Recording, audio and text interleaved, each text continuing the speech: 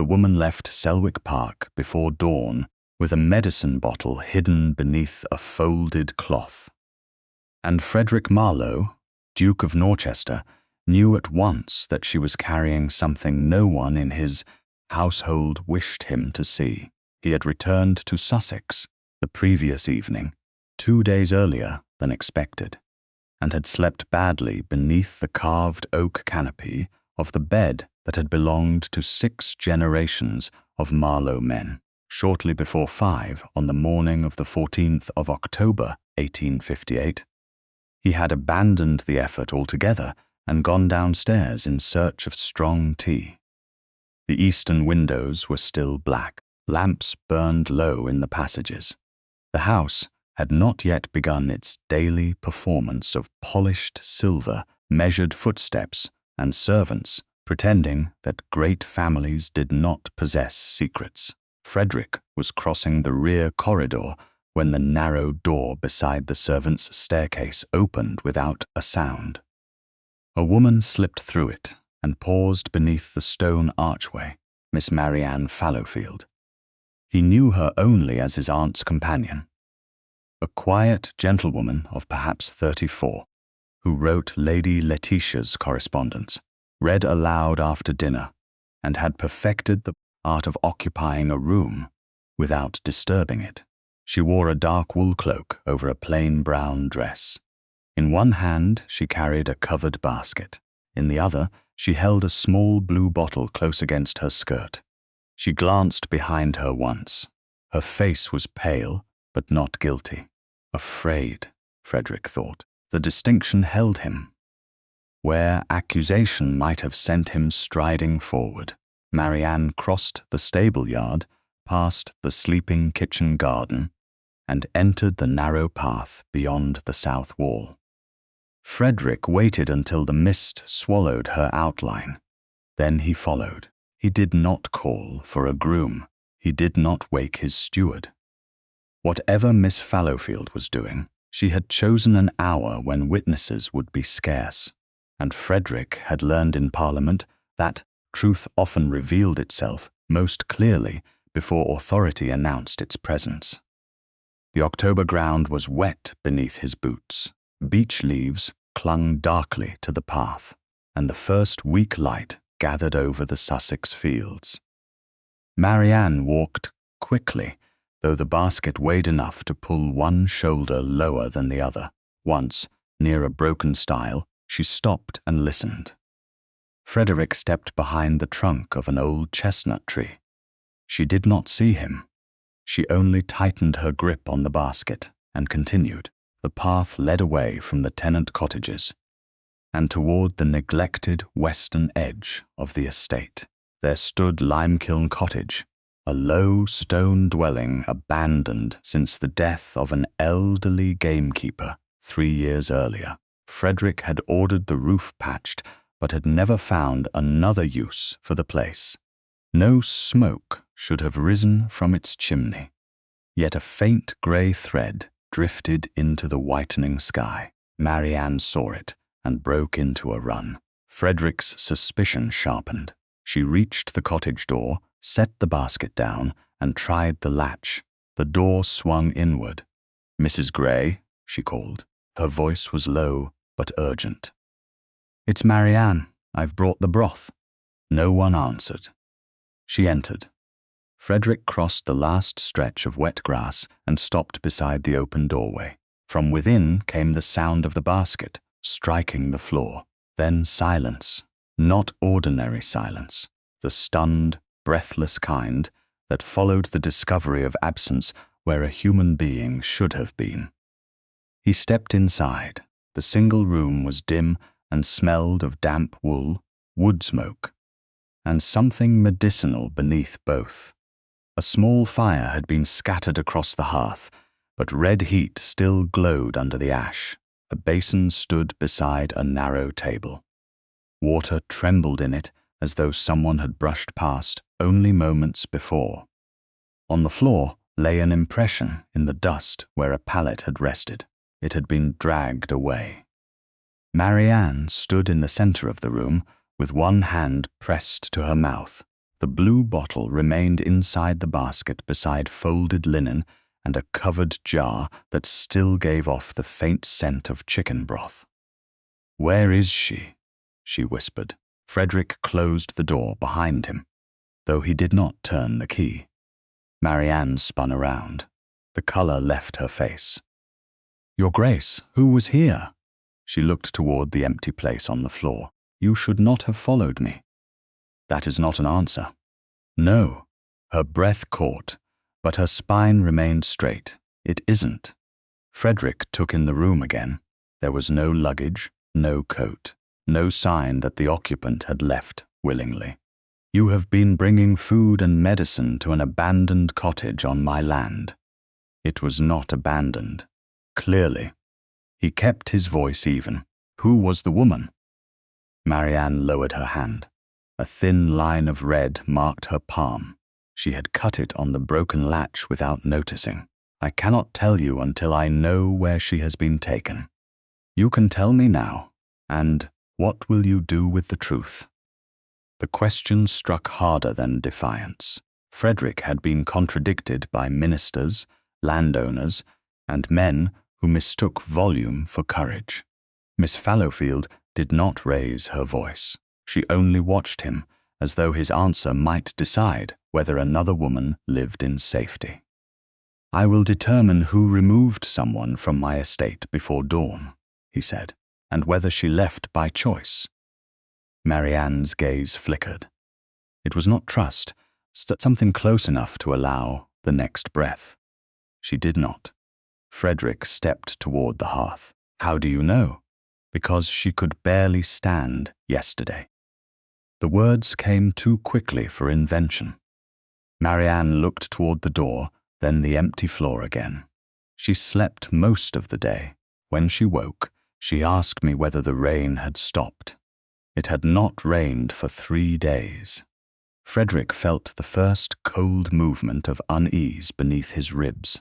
"What illness does she have?" "I do not know." "Yet you brought medicine." "I brought what Lady Letitia instructed me to bring." His aunt's name altered the room. "Lady Letitia sent you here." Marianne closed her eyes for one brief moment, as if the admission had crossed a line she had hoped not to approach. "She told me the woman was a widowed relation named Mrs. Gray. She said privacy was necessary. And you believed her at first?" Frederick looked at the basket. Broth, linen, medicine, not the provisions of a conspirator seeking profit. The offerings of a woman trying to keep someone alive. "What changed?" Marianne moved to the wall where a narrow shelf had stood. It was empty except for a ring of moisture and a scrap of blue paper.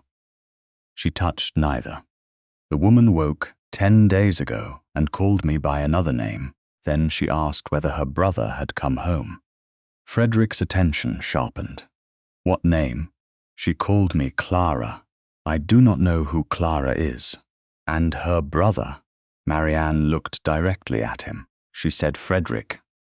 For a moment the room became so still that the quiet hiss of ash sounded loud. Frederick had no female relation who should be hidden in a cottage. His mother had been dead 11 years. His only sister was in Florence under the care of a physician, recovering from a nervous collapse that Lady Letitia had described in careful monthly letters. Agnes had refused visitors. Agnes had written that travel exhausted her. Agnes had sent no letter in her own hand for nearly a year. Frederick turned toward the place where the pallet had been. "Show me where she slept." Marianne knelt beside the impression in the dust. "Here." The bed was narrow. They must have taken it apart. She reached toward the broken wooden edge near the wall. The exposed latch caught her already injured palm. She drew back with a sharp breath. Frederick moved instinctively, then stopped before touching her. "Your hand." "It is nothing. It is bleeding." "The woman who was here may not survive another journey." Marianne rose too quickly, and the room swayed beneath her. Frederick stepped into her path before she could reach the door, but he did not seize her arm. "You will not go running blind across the estate. Then move." "No." Anger flashed in her eyes at last. "Your Grace, I have obeyed everyone in this house for 3 months. I have copied Lady Letitia's letters, carried her trays, and accepted every silence she placed before me. I will not stand here while that woman disappears, nor will I." The words stopped her. Frederick crouched beside the pallet mark. Something metallic glimmered beneath the remaining strip of wood, half covered by grey ash. He reached under it and drew out a small silver spoon. The bowl was deeper than that of an ordinary teaspoon. A dark residue stained one edge. Marianne stared at it as though she had never seen it before. Frederick rubbed the handle with the clean corner of the linen she had dropped. Letters emerged beneath the tarnish. Not initials. A name. His breath left him slowly. Lady Agnes Marlowe. The spoon had been part of his sister's travelling medicine case, engraved after a childhood fever, because she had refused to take medicine from anything that belonged to the nursery. He remembered teasing her for the vanity of it. He remembered her throwing a pillow at his head. He remembered signing papers 14 months earlier because Lady Letitia had insisted Agnes needed quiet, distance, and complete freedom from family agitation. Florence, he had been told, a private villa outside the city, a trusted English physician. Frederick rose with the spoon in his hand. Marianne's face had changed. The fear remained, but pity had entered it, and he found that harder to bear. "Where did you get this?" he asked, though he already knew she had not brought it. "I didn't." Her voice softened. It was never here before. Frederick closed his fingers around the engraved handle. Outside, beyond the cottage, the mist had begun to lift from the track. 2 fresh wheel ruts cut through the mud behind the building and turned east toward the Lewes Road. Marianne followed his gaze. When she spoke again, there was no hesitation left in her. "Your sister never reached Florence, Your Grace." Frederick did not answer at once. The wheel ruts behind Limekiln Cottage held the dark sheen of fresh mud, their edges still sharp where iron rims had cut through the wet ground. Someone had taken Agnes away before sunrise. Someone had known enough to move her before he could find her. He looked again at the spoon in his hand. The engraved letters remained unmistakable beneath the ash. "Lady Agnes Marlowe, tell me everything," he said. Marianne stood beside the abandoned pallet space, her injured hand curled against her skirt. "Lady Letitia told me the woman was Mrs. Gray, a widowed relation who had suffered a collapse. She said the woman could not bear visitors, noise, or questions. When did she first send you here? 6 weeks ago. Why you? Because I was useful and unlikely to be noticed." There was no self-pity in the reply.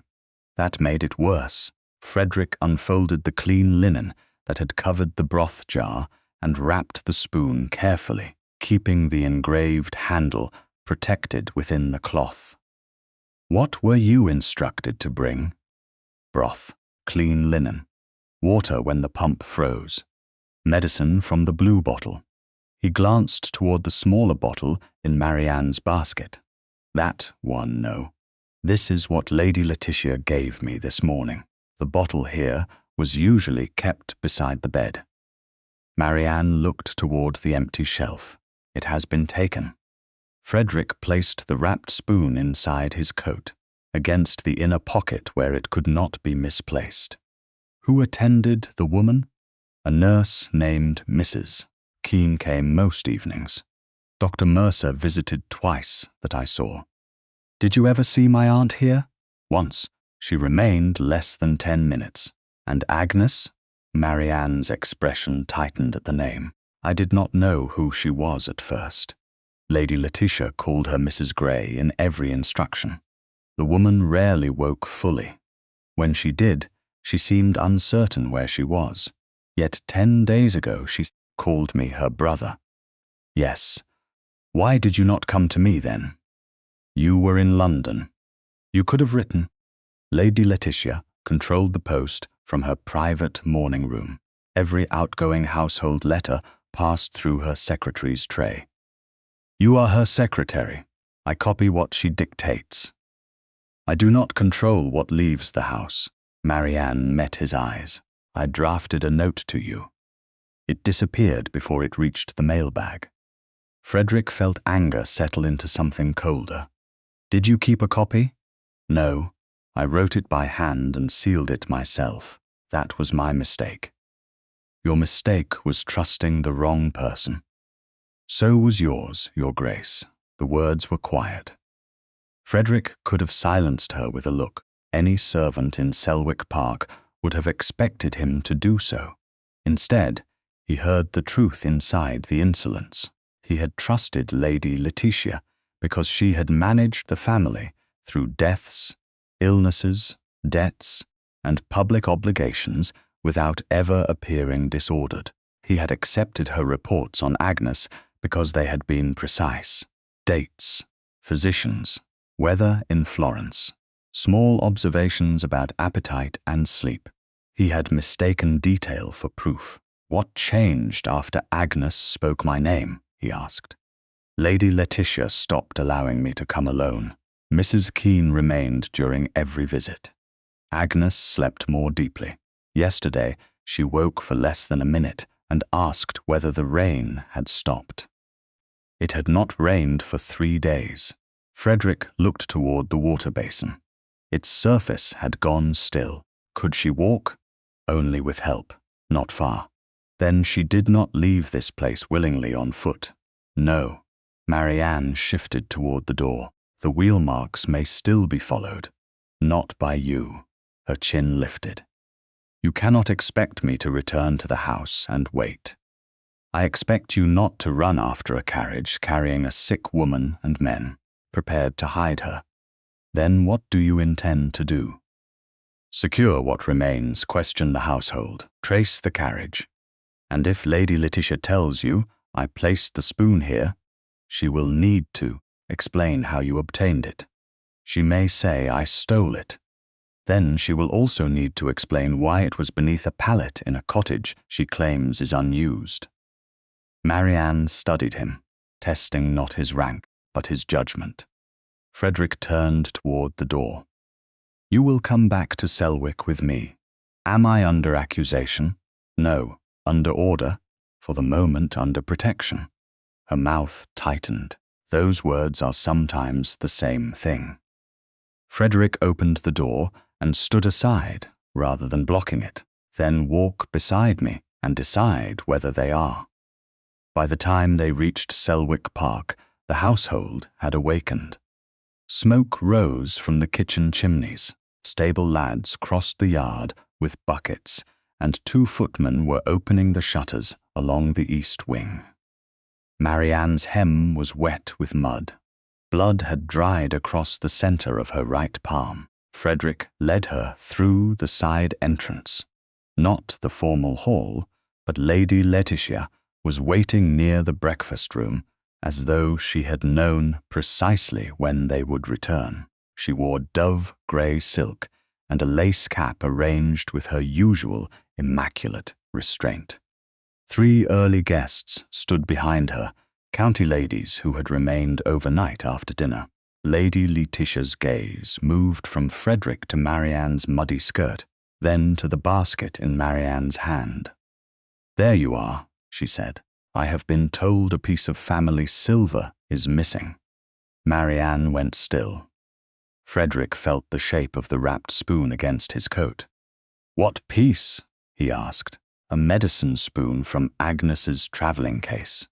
Lady Letitia's concern appeared perfectly measured. Miss Fallowfield had access to the silver cupboard yesterday. I had access to the correspondence tray, Marianne said. Not the silver cupboard. You were seen near the passage. The passage also leads to your morning room. One of the county ladies lowered her eyes, pretending not to listen. Lady Letitia drew a controlled breath. Mrs. Baines will search Miss Fallowfield at once. Marianne's face lost what little colour the walk had restored. The housekeeper appeared behind the footman, visibly uncomfortable. Lady Letitia gestured toward the centre of the hall. Here will do. No, Marianne said. The single word carried farther than a cry. Lady Letitia's brows rose. You are in no position to refuse. I will submit to a private examination by Mrs. Baines with another respectable woman present. I will not be searched before guests and servants as though humiliation were evidence. Frederick stepped between neither woman. He placed himself beside Marianne. There will be no public search. Lady Letitia turned to him. Frederick, you do not understand. I understand that the spoon is in my possession. Silence entered the hall. Frederick removed the linen-wrapped object from his inner pocket, but did not uncover it. Lady Letitia's eyes fixed upon the bundle. Where did you find it? At Limekiln Cottage.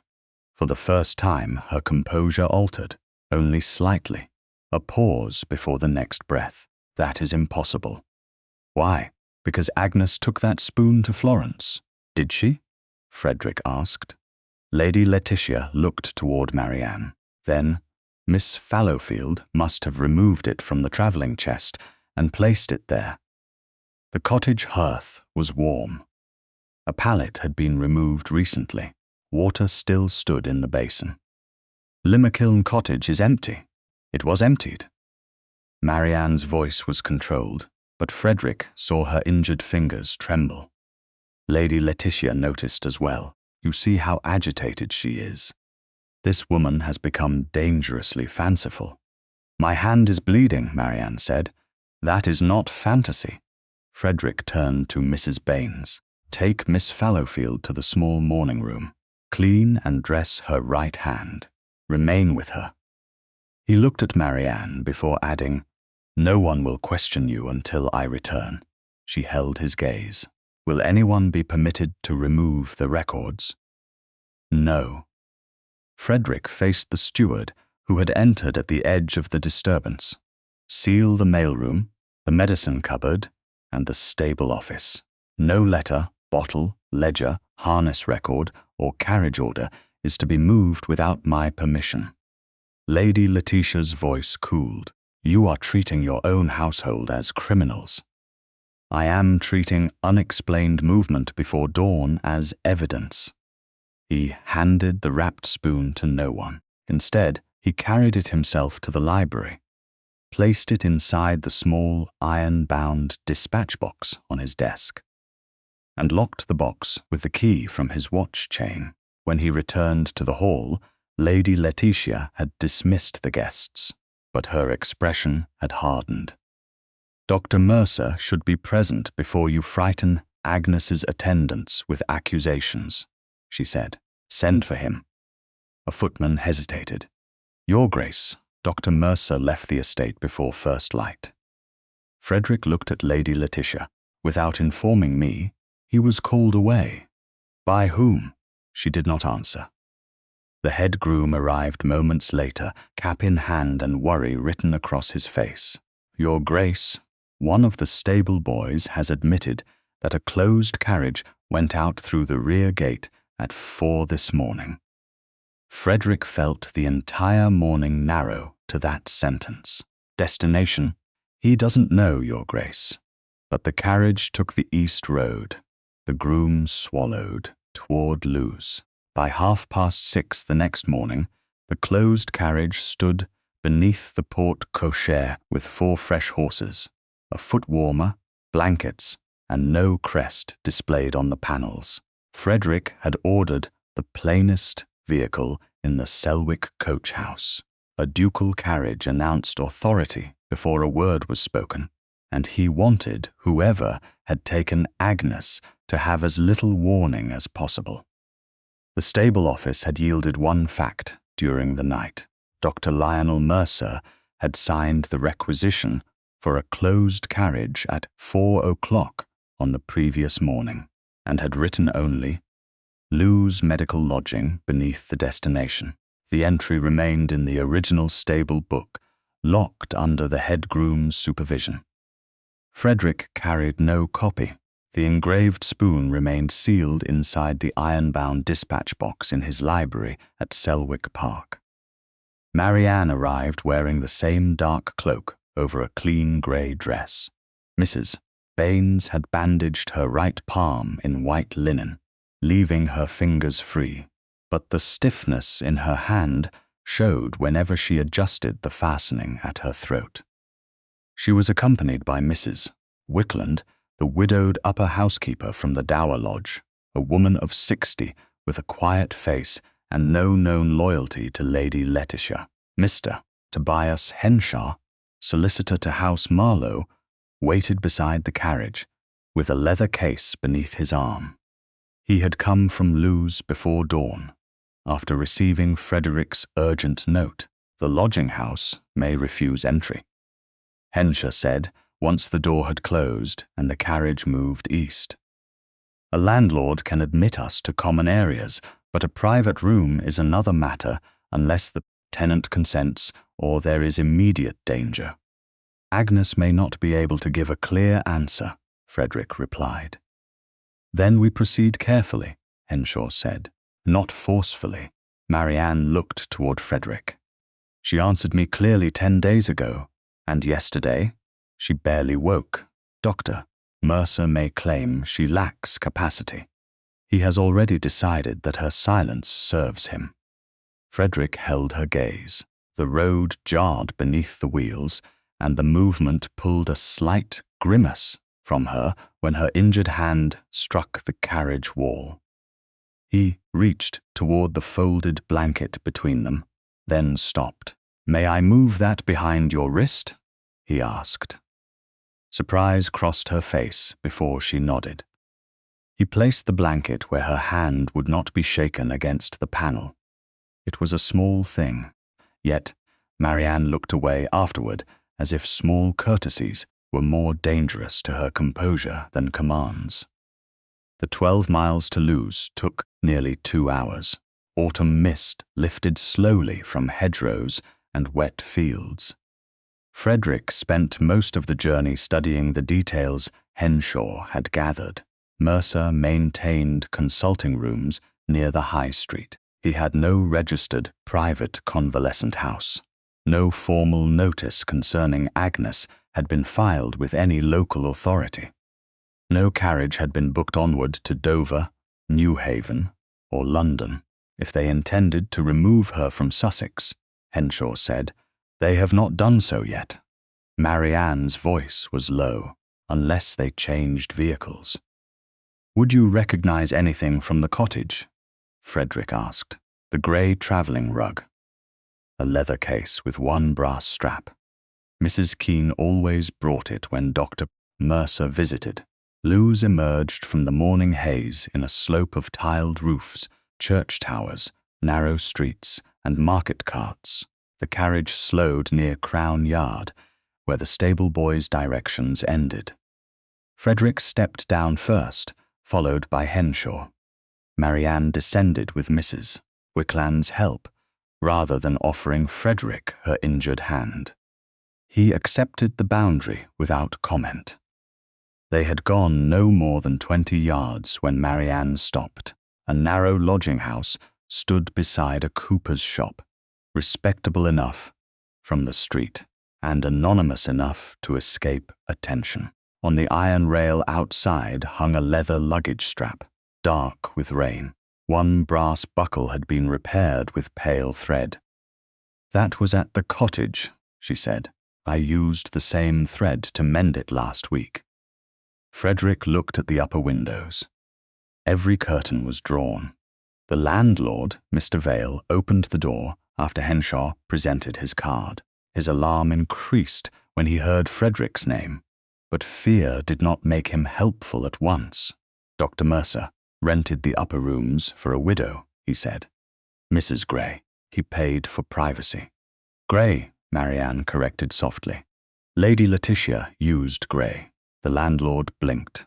Mercer wrote Gray in the book. It was a small inconsistency, but Henshaw noted it. When did the lady arrive? He asked. Yesterday morning, before 7.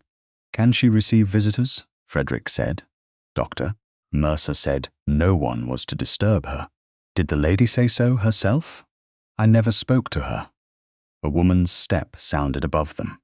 The landlord looked toward the staircase. That will be Mrs. Keene. The sick nurse descended 2 steps and stopped.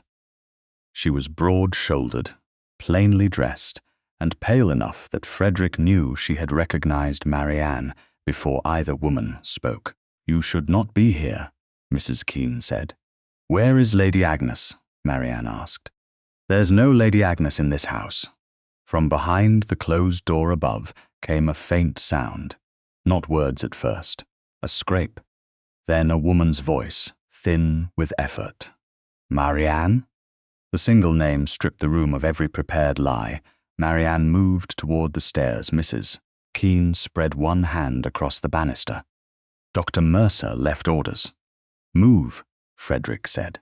She looked at him then, truly looked, and whatever she saw in his face made her hand fall. They climbed together. Henshaw remained close enough to witness every exchange, while Mrs. Wickland followed Marianne. The upper room was locked. Mrs. Keene took the key from her apron with shaking fingers. She shouldn't be moved, she whispered. She was moved yesterday, Marianne replied, before dawn, while she could barely stand. I did what I was told, then open the door and let her tell us what she wants. Mrs. Keene unlocked it. The room beyond was close with coal heat and medicinal sweetness. Agnes lay propped against 2 pillows, her face colorless against the linen. Her dark hair, once Frederick's exact shade, had been cut unevenly to her shoulders. A blue glass bottle stood on the bedside table beside a handwritten dosing card. Frederick saw both, but he did not approach them. He saw only his sister. 14 months of carefully worded reports collapsed in the space between one breath and the next. Agnes opened her eyes. They moved first to Marianne, then to Frederick. Confusion crossed her face. Fear followed, then recognition, fragile but unmistakable. Frederick? He went to his knees beside the bed, lowering himself until they were eye to eye. Every instinct urged him to take her hand, to demand names, to promise punishment. He did none of those things. I'm here, he said. Her gaze drifted toward Mrs. Keene and back again. Did she send you? No, Florence. The word broke apart in her mouth. You never went to Florence. Agnes closed her eyes. One tear escaped at the outer corner, though her expression did not change. I told them I didn't want to go. Frederick's throat tightened. Do you want to remain here? Her eyes opened again. No. Do you want to return to Selwick? Panic flashed at once. Not the house. She's there. He understood whom she meant without asking. The old Dower Lodge is separate. Lady Letitia will not be permitted to enter. Mrs. Wickland will be there. Marianne can remain if you ask her. Agnes looked toward Marianne. Please. Marianne came to the bedside and sat where Agnes could see her. I'm not leaving you. Frederick waited until Agnes looked back at him. Will you come to the Dower Lodge? Yes. The answer was faint but clear. Henshaw stepped forward. Lady Agnes, I am Tobias Henshaw, solicitor to your family. Do you understand that His Grace is asking where you wish to go?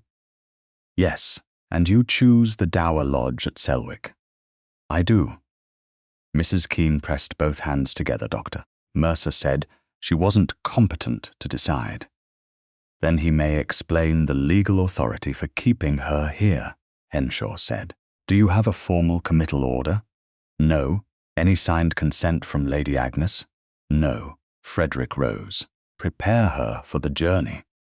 Marianne drew back the cover and helped Agnes sit, moving slowly enough that the room did not seem to tilt beneath her. Mrs. Wickland brought a grey shawl from the wardrobe. Frederick remained near the door until Agnes extended one trembling hand toward him. He stepped forward then, but did not take hold until she placed her fingers in his. Her hand felt frighteningly light. At the foot of the bed, the blue bottle and dosing card waited in plain view. Henshaw wrapped both separately and marked the time and place before placing them inside his leather case. Nothing else was removed. They had nearly reached the landing when heavy footsteps sounded below. Dr. Lionel Mercer entered the hall with rain on his shoulders and indignation already prepared. "What is the meaning of this?" he demanded. "Lady Agnes is under my care." Frederick looked down at him from the stairs. "By what authority?" Mercer's mouth tightened. "She is unwell and highly suggestible. She has stated where she wishes to go. She cannot make such a decision. Then produce the order that gives you power to make it for her." Mercer glanced at Henshaw and understood, too late, that this was not a domestic quarrel he could settle with tone alone. "I have no order with me." "Because no order exists," Henshaw said. Agnes leaned against Marianne, her breath shallow after the effort of standing. Frederick descended one step at a time beside them. Mercer moved as if to block the passage, then stopped when Agnes spoke. "I am going with my brother." Her voice was barely louder than the rain against the window.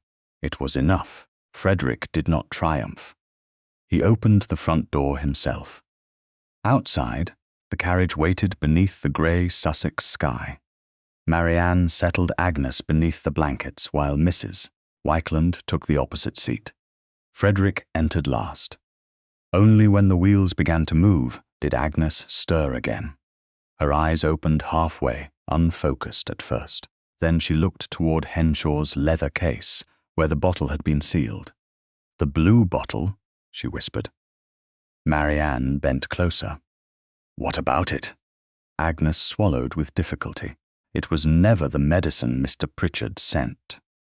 By the time the carriage reached Selwick Park, Agnes had fallen into a heavy sleep that no jolt of the wheels seemed able to disturb. Frederick did not allow the vehicle to turn toward the main house. He directed the coachman instead to the old Dower Lodge, a low stone residence beyond the east orchard, far enough from Lady Letitia's rooms to make intrusion difficult and close enough for household supplies to arrive quickly. Mrs. Wickland had gone ahead from the carriage yard to open the shutters, light fires, and prepare the bedchamber. Mr. Henshaw carried the sealed blue bottle and dosing card himself. Marianne remained beside Agnes until the servants had lifted her carefully from the carriage and placed her in the bed she had chosen. Mrs. Keene came with them under protest, not as a prisoner, but because Frederick refused to leave the woman who knew Agnes's recent treatment beyond reach. "You will remain in the lodge," he told her. "You will answer the physician's questions. You will administer nothing unless he approves it." Mrs. Keene lowered her eyes. "Dr. Mercer gave the orders, Your Grace." "Then, Doctor, Mercer may answer for them." Frederick sent for Mr. Edwin Harrow, a physician from Lewes, whose name had never appeared in Lady Letitia's letters. Harrow arrived before noon with a plain black case, and the grave manner of a man who understood that rank did not alter the body's limits. He examined Agnes, with Mrs. Wickland and Marianne present. Frederick waited outside the open door until Harrow called him in. Agnes lay beneath a wool coverlet, her face less grey than it had been in the lodging-house, though her hands still trembled against the linen. Harrow did not offer a dramatic diagnosis. He spoke of prolonged sedation, weakness from confinement, a disordered stomach, and confusion made worse by repeated dosing. He asked Mrs. Keene how often the medicine had been given. At night, she said, and sometimes in the afternoon when Lady Agnes became distressed. How much? 1 spoon. Which spoon? Mrs. Keene's gaze moved toward Marianne, then away. The silver one. Frederick felt Marianne become still beside him. Harrow asked to see the bottle. Henshaw opened his leather case, showed the intact seal, and broke it in the presence of everyone in the room. The blue glass bottle was placed on the table without being opened. The dosing card remained sealed separately. Harrow examined the bottle's scraped label and the dark residue beneath the stopper. "I will not guess at its strength," he said, "not without a reliable account of who prepared it and what was intended. For the present, Lady Agnes should receive no further dose from this bottle." "Should it be stopped at once?" Frederick asked. "Not every medicine should be withdrawn suddenly after repeated use. I will reduce what she receives under observation, using a preparation I know and can measure. Food, water, sleep, and quiet will matter as much as anything I prescribe." Agnes stirred at the word quiet. Her eyes opened, unfocused. "No more blue," she whispered. Harrow bent slightly so she could see him. "There will be no more from that bottle." "Promise?" "I promise." Her eyes closed again. Frederick looked toward Marianne. She had moved closer to the bed, but not so close that Agnes would wake surrounded. "She asked for Miss Pritchard in the carriage," Marianne said. "An apothecary?" Harrow asked. "She said the blue bottle was not the medicine he sent." Mrs. Keene's hands tightened in her lap. "Mr. Pritchard supplied a sleeping draught months ago. Dr. Mercer said it was too weak. Did Mr. Pritchard continue preparing the medicine?" Henshaw asked. "Not after Dr. Mercer changed the treatment." "Changed it how?" Mrs. Keene swallowed. "He brought the bottle himself." The room held the answer without anyone naming it. Harrow asked no more while Agnes slept. He gave instructions for small meals, warm water, limited visitors, and careful notes of every period of wakefulness. Mrs. Keene would assist only under Mrs. Wickland's eye. Marianne would remain if Agnes wished it. Frederick ordered that Lady Letitia and Dr. Mercer were not to enter the lodge. No note, tray, or medicine would pass the door without inspection. By late afternoon, Agnes woke for several minutes. She recognized Marianne first. Then, after a longer struggle, she recognized Frederick. "You came back," she said. He sat beside the bed, but did not reach for her. "I did. Did she tell you I was ill?" "She told me you were in Florence." Agnes's mouth moved in something too bitter to be called a smile. "I never saw Florence." Her eyes drifted toward the locked cabinet where Henshaw had placed the bottle and dosing card. "The spoon," she murmured. Frederick understood. "It is safe." "I want to see it." The request was clear enough that no one mistook it for confusion. Frederick sent a footman to the main house with a written instruction. The engraved spoon remained in the iron-bound dispatch box in his library, exactly where he had locked it. Henshaw accompanied him when he retrieved it, witnessed the opening of the box, and carried the wrapped spoon back to the Dower Lodge. In Agnes's room, he unfolded the linen upon a tray. Tarnish still darkened the silver. The engraving caught the firelight. Lady Agnes Marlowe. Agnes looked at it for a long time. "Mother had it made after the fever," she said. Frederick remembered. The nursery, the spilled medicine, and Agnes, hiding beneath a table because she had declared the ordinary spoon ugly. "You refused anything without your name on it." "I was 8. You were impossible." A trace of warmth entered her eyes, then vanished under fatigue.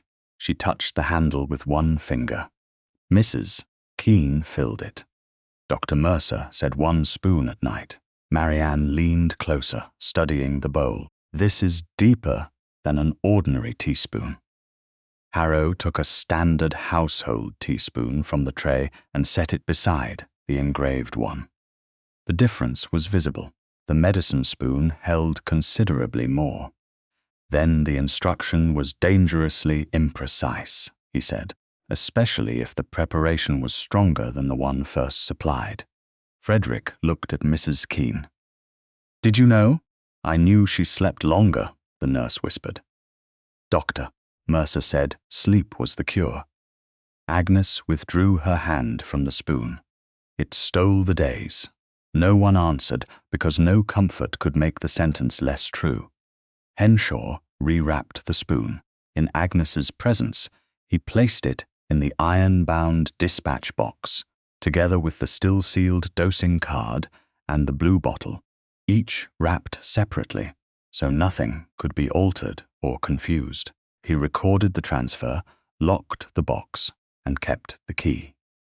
The box remained at the Dower Lodge under Mrs. Wickland's supervision until Frederick could arrange a more secure evidence room. Agnes watched every movement. Only when Henshaw finished did she relax against the pillows. "Ask Mr. Pritchard," she said. "He'll remember."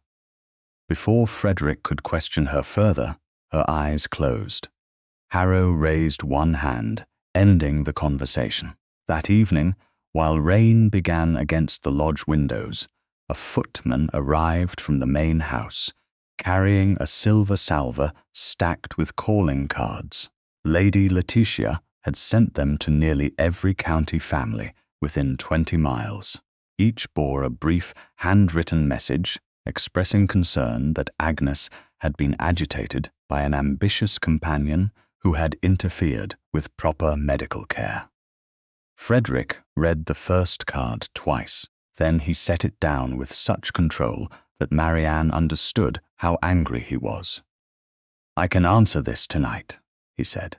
"With one letter, every house in Sussex will know whose word carries weight." Marianne looked toward Agnes's closed bedchamber door. "Then they will discuss her before she is strong enough to speak." "They already are." "Yes, because Lady Letitia has chosen the story. Do not make the same choice in Agnes's name." Frederick turned toward her. The fire threw light across the white bandage on her right hand. "You would have me remain silent?" "No, I would have you wait until silence belongs to us, not to them." He studied her, hearing once more the distinction she insisted upon. Authority could end a rumor. It could also bury a woman beneath a more respectable version of the same lie. Frederick gathered the calling cards and gave them back to the footman. No reply tonight. Marianne's shoulders eased, though she did not thank him.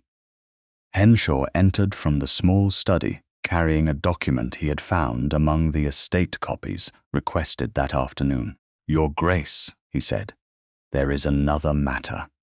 Frederick took the paper. It concerned Cedarcombe House and an annual income settled upon Agnes by her maternal godmother. The document named Lady Agnes Marlowe as the beneficial owner.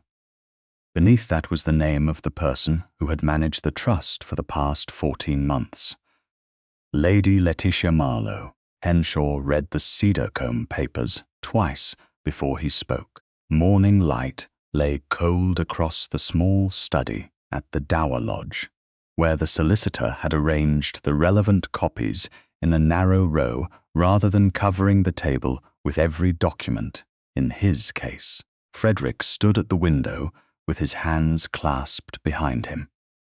Marianne sat near the fire, her bandaged right hand resting carefully in her lap.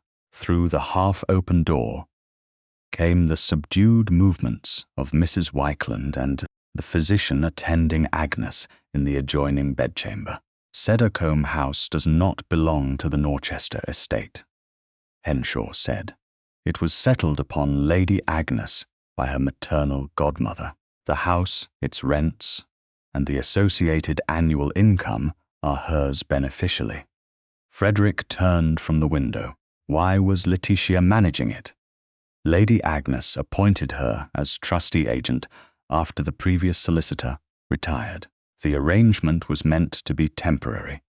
How temporary? It began 14 months ago. Marianne looked up. The date carried the same weight for all three of them. 14 months ago, Agnes had supposedly left England for Florence. Henshaw placed one finger upon a set of estate accounts.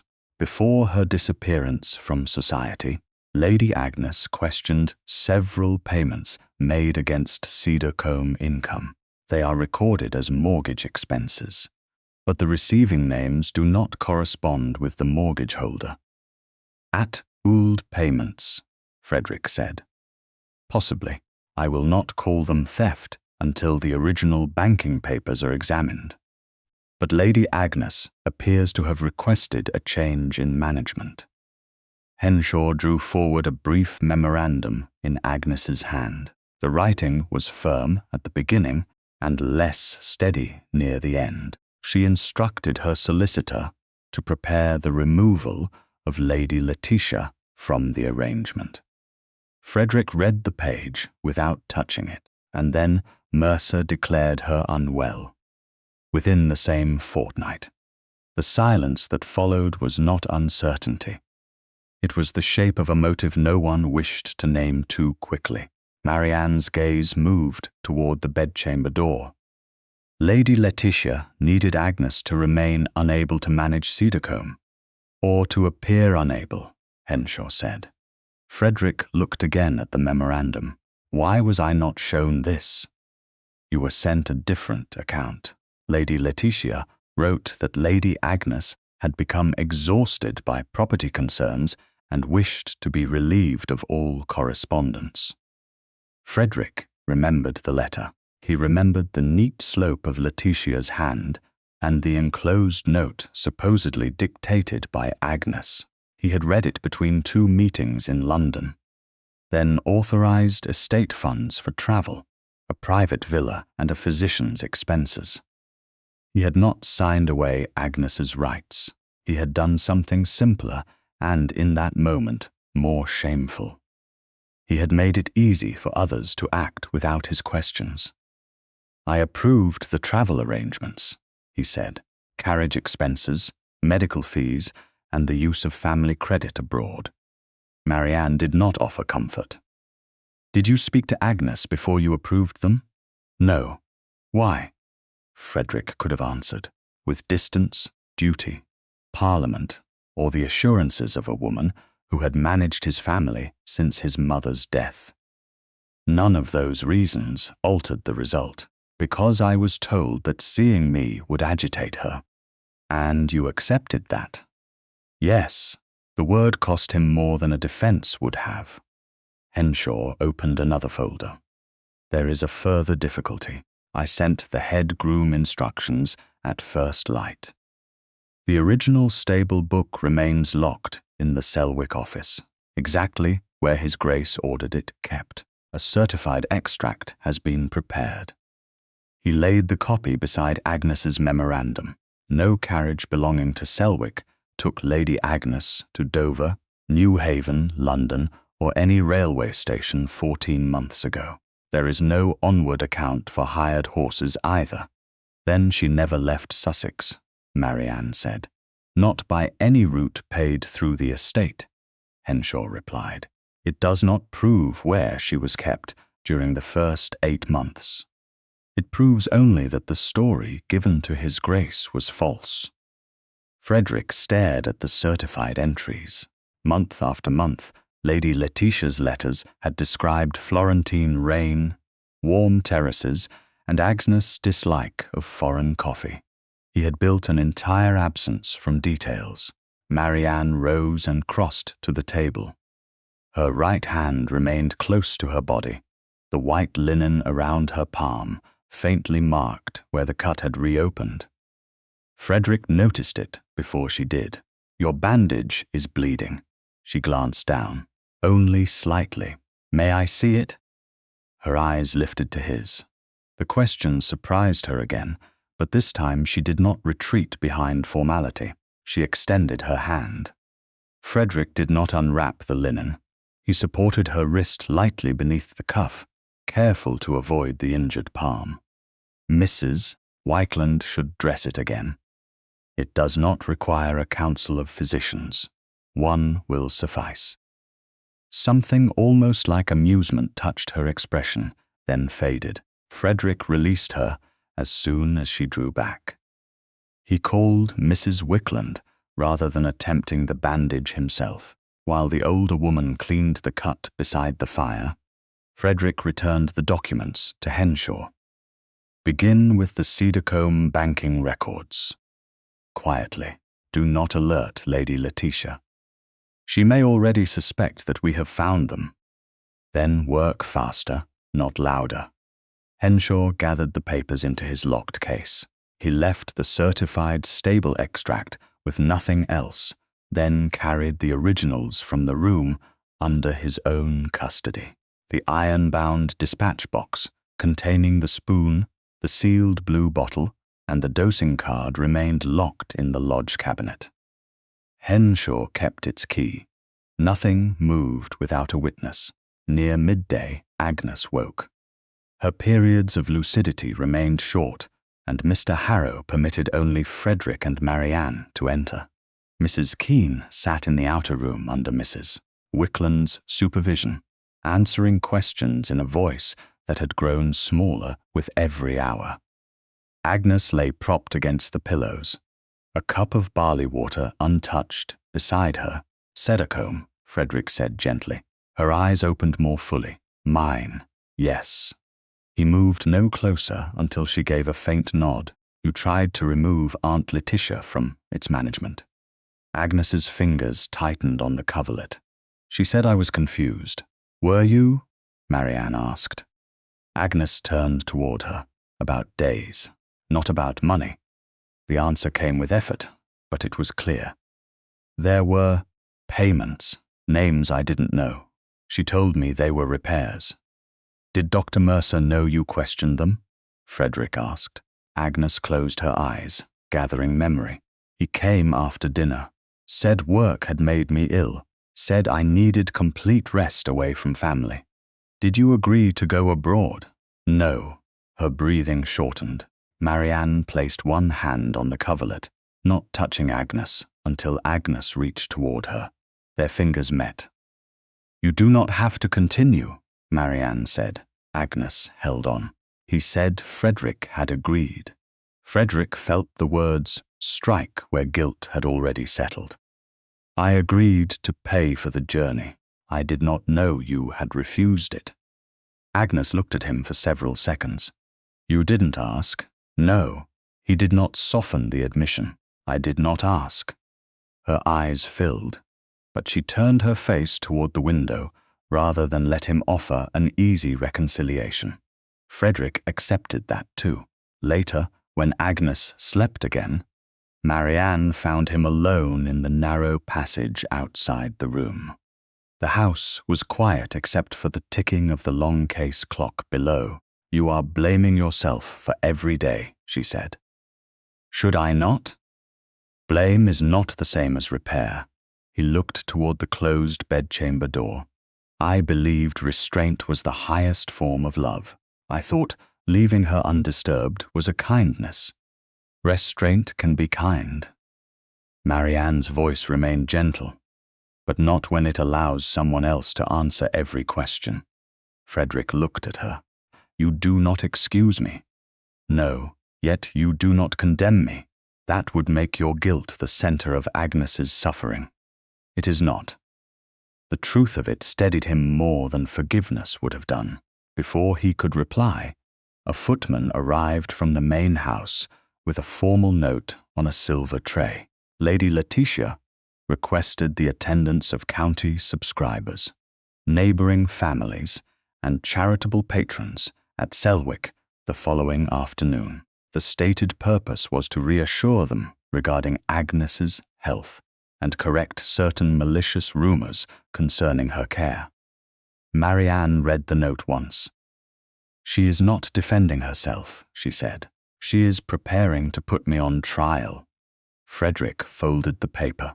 "She will not question you without Henshaw present. That will not stop her from turning the room against me. Then I will stand beside you." Marianne met his eyes. Stand beside the truth. That may be harder. From the bedchamber came Agnes' weak voice, calling Frederick's name. They entered together. She had woken in visible distress, one hand searching the sheet as though for something lost. Frederick sat where she could see him. "I am here." Agnes stared past him for a moment. Then memory returned with terrible clarity. "Mercer said something before they took my writing case." "What did he say?" Her lips trembled. "He said, 'By the time your brother asks, he'll believe the papers.'" The sound of carriage wheels reached the Dower Lodge just after 9 that evening, rolling over the gravel with a slow, deliberate weight that made Agnes wake in terror. Marianne had been sitting beside the fire, with a book open and unread upon her lap, when the first turn of Ireson against stone carried through the quiet house. In the bedchamber, Agnes drew one sharp breath, then another. By the time Marianne reached her, she had pushed herself halfway upright, one hand twisted in the sheet and the other pressed against her throat. "They've come back," she whispered. "No one is coming in," Marianne said. She kept her voice low and did not touch her at once. "You're at the Dower Lodge. Mrs. Wickland is below. Mr. Harrow left instructions. The doors are locked." Another carriage sound passed beyond the window. This one continued toward the main house. Agnes flinched so violently that the water in the bedside glass trembled. Marianne moved the lamp farther from the bed and opened the door wide enough for the corridor light to enter. "Look at me," she said. "Not the window. Look at me." Agnes tried, but her gaze kept sliding toward the dark panes. "They moved me at night, I know. Mrs. Keene said it was for my health." "You are not being moved tonight." Marianne sat where Agnes could see both her and the open door. "Breathe with me, slowly." She drew in a measured breath and released it. Agnes followed unevenly. Once, twice. On the fourth attempt, the tightness in her shoulders eased. "Frederick," Agnes said. Marianne waited to be certain she had heard correctly. "Do you want him here?" Agnes nodded. "Not Aunt Letitia. Only Frederick." Marianne rose and crossed the corridor. Frederick had been working with Henshaw in the small study, reviewing the names of those expected at the county gathering. He came to the door at once when she called him. "She heard a carriage," Marianne said. "She believes they have returned for her. She asked for you." Frederick's face changed, though only slightly. The severity left it first. Then the certainty. "May I go in?" "She asked you to." He entered without haste. The bedchamber door remained open, and Mrs. Wickland settled herself in the adjoining sitting room within clear sight of the corridor.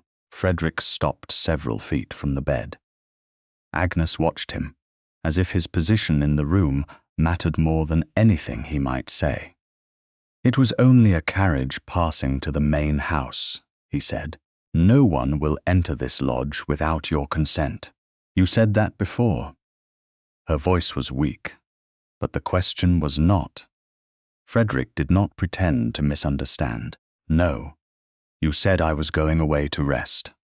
I believed that was what you wanted. You believed her."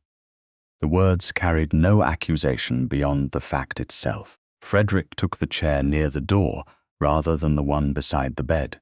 "Yes." Agnes stared at him. "Why didn't you come?" Marianne lowered her eyes, giving the question privacy without leaving the room. Frederick rested his hands upon his knees. "Because I was told that seeing me would worsen your condition. Because the letters were detailed. Because Dr. Mercer had standing and Aunt Letitia had managed this family for years. Agnes's mouth trembled. That isn't why. Frederick went still. No, he said after a moment. It isn't the whole reason. The room seemed to wait with her. I chose the account that asked the least of me, he said. It allowed me to believe you were safe without leaving London, without challenging the person who had made herself necessary to all of us, and without admitting that I had not spoken to my own sister. I trusted the explanation that made everything easier to bear. Agnes looked toward the fire. It wasn't easier for me. No. Frederick's voice lowered. It was easier only for me. A tear slid into her hair. He did not cross the room to wipe it away. I'm sorry, he said. I should have come. I should have asked you myself. I should not have accepted another person's answer in your place. Agnes closed her eyes. For several breaths, Marianne feared she had fallen back into exhausted sleep. Then Agnes said, I don't forgive you yet. Frederick bowed his head once. You do not owe me forgiveness. Her fingers loosened from the sheet. Stay until I sleep. I will. He remained near the door where she had allowed him to sit. Marianne returned to the chair beside the bed. Neither of them spoke. The lodge settled around them. Somewhere below, a clock marked the quarter hour. Agnes's breathing gradually lengthened.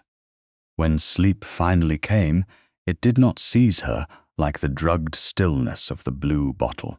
It arrived slowly, with her hand open upon the coverlet, and no one deciding for her when she must close her eyes. Marianne waited several minutes before rising. Frederick followed her into the corridor, leaving the door open behind them. Mrs. Wickland moved to the bedside so Agnes would not wake alone.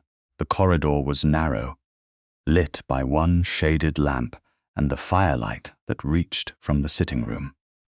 Marianne leaned against the wall for a moment. Her right hand was still bandaged, though the linen remained clean now and the cut beneath it had begun to close. You told her the truth, she said.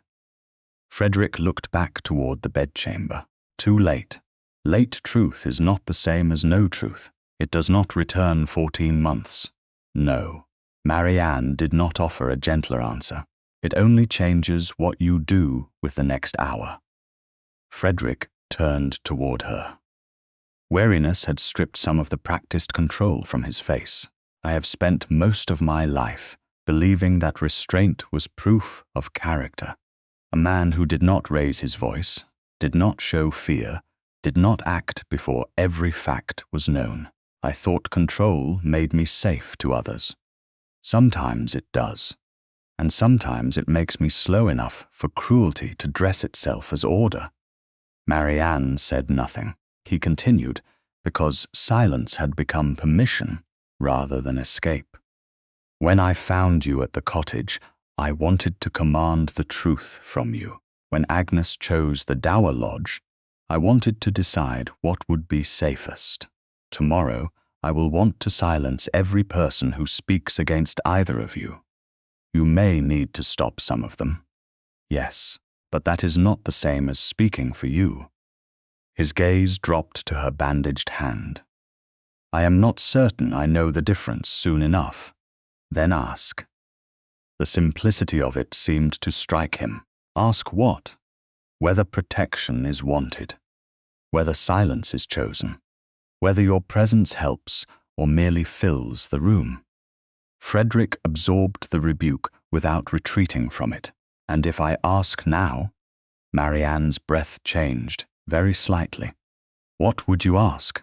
He lifted one hand, then let it remain between them without closing the distance. May I hold your hand? The words were quiet enough that she could have pretended not to hear. She did not. She looked at his open palm, then at his face. There was no command in him now, no assumption that gratitude must answer kindness. Marianne placed her left hand in his, protecting the injured right one against her waist. Frederick's fingers closed gently around hers. He did not draw her nearer. He did not speak. The contact was warm, steady, and more intimate for everything he refused to claim from it. They remained that way in the corridor, with Mrs. Wickland visible through the open door and Agnes sleeping beyond them. Marianne had expected Frederick's hand to feel like authority. Instead, it felt like a question he was still allowing her to answer. "Tomorrow," she said at last, "Lady Letitia will make kindness sound like ambition. She will say, 'I found Agnes because I wanted your attention.' She may say, 'I created the danger I claim to have stopped.'" Frederick's thumb moved once across her knuckles, then stilled. "I will not permit anyone to search you, detain you, or remove you from Agnes. And if I choose to answer publicly—" He hesitated. The pause was brief, but Marianne felt it. "I would rather establish the facts before exposing Agnes to the county." "That was not my question." Frederick looked toward the bedchamber. "No," he said, "it was not." Marianne did not pull her hand away, but the warmth between them changed. "Protection can still become a locked door, Your Grace." "Frederick," he said softly. She met his eyes. Not yet. He accepted that too. "Then I will answer you tomorrow, Miss Fallowfield, when I know whether I am protecting Agnes or protecting the name of my house." Marianne's fingers remained in his for another moment. Then she withdrew them by choice. From below came the sound of the front bell, followed by muted voices. Mrs. Wickland appeared at the bedchamber door. "A messenger from the main house," she said. "Lady Letitia has arrived with Dr. Mercer and another physician. She says they will attend the gathering together." Frederick's expression hardened, but he did not move before looking at Marianne. "Do you wish me to refuse them entry to the lodge?"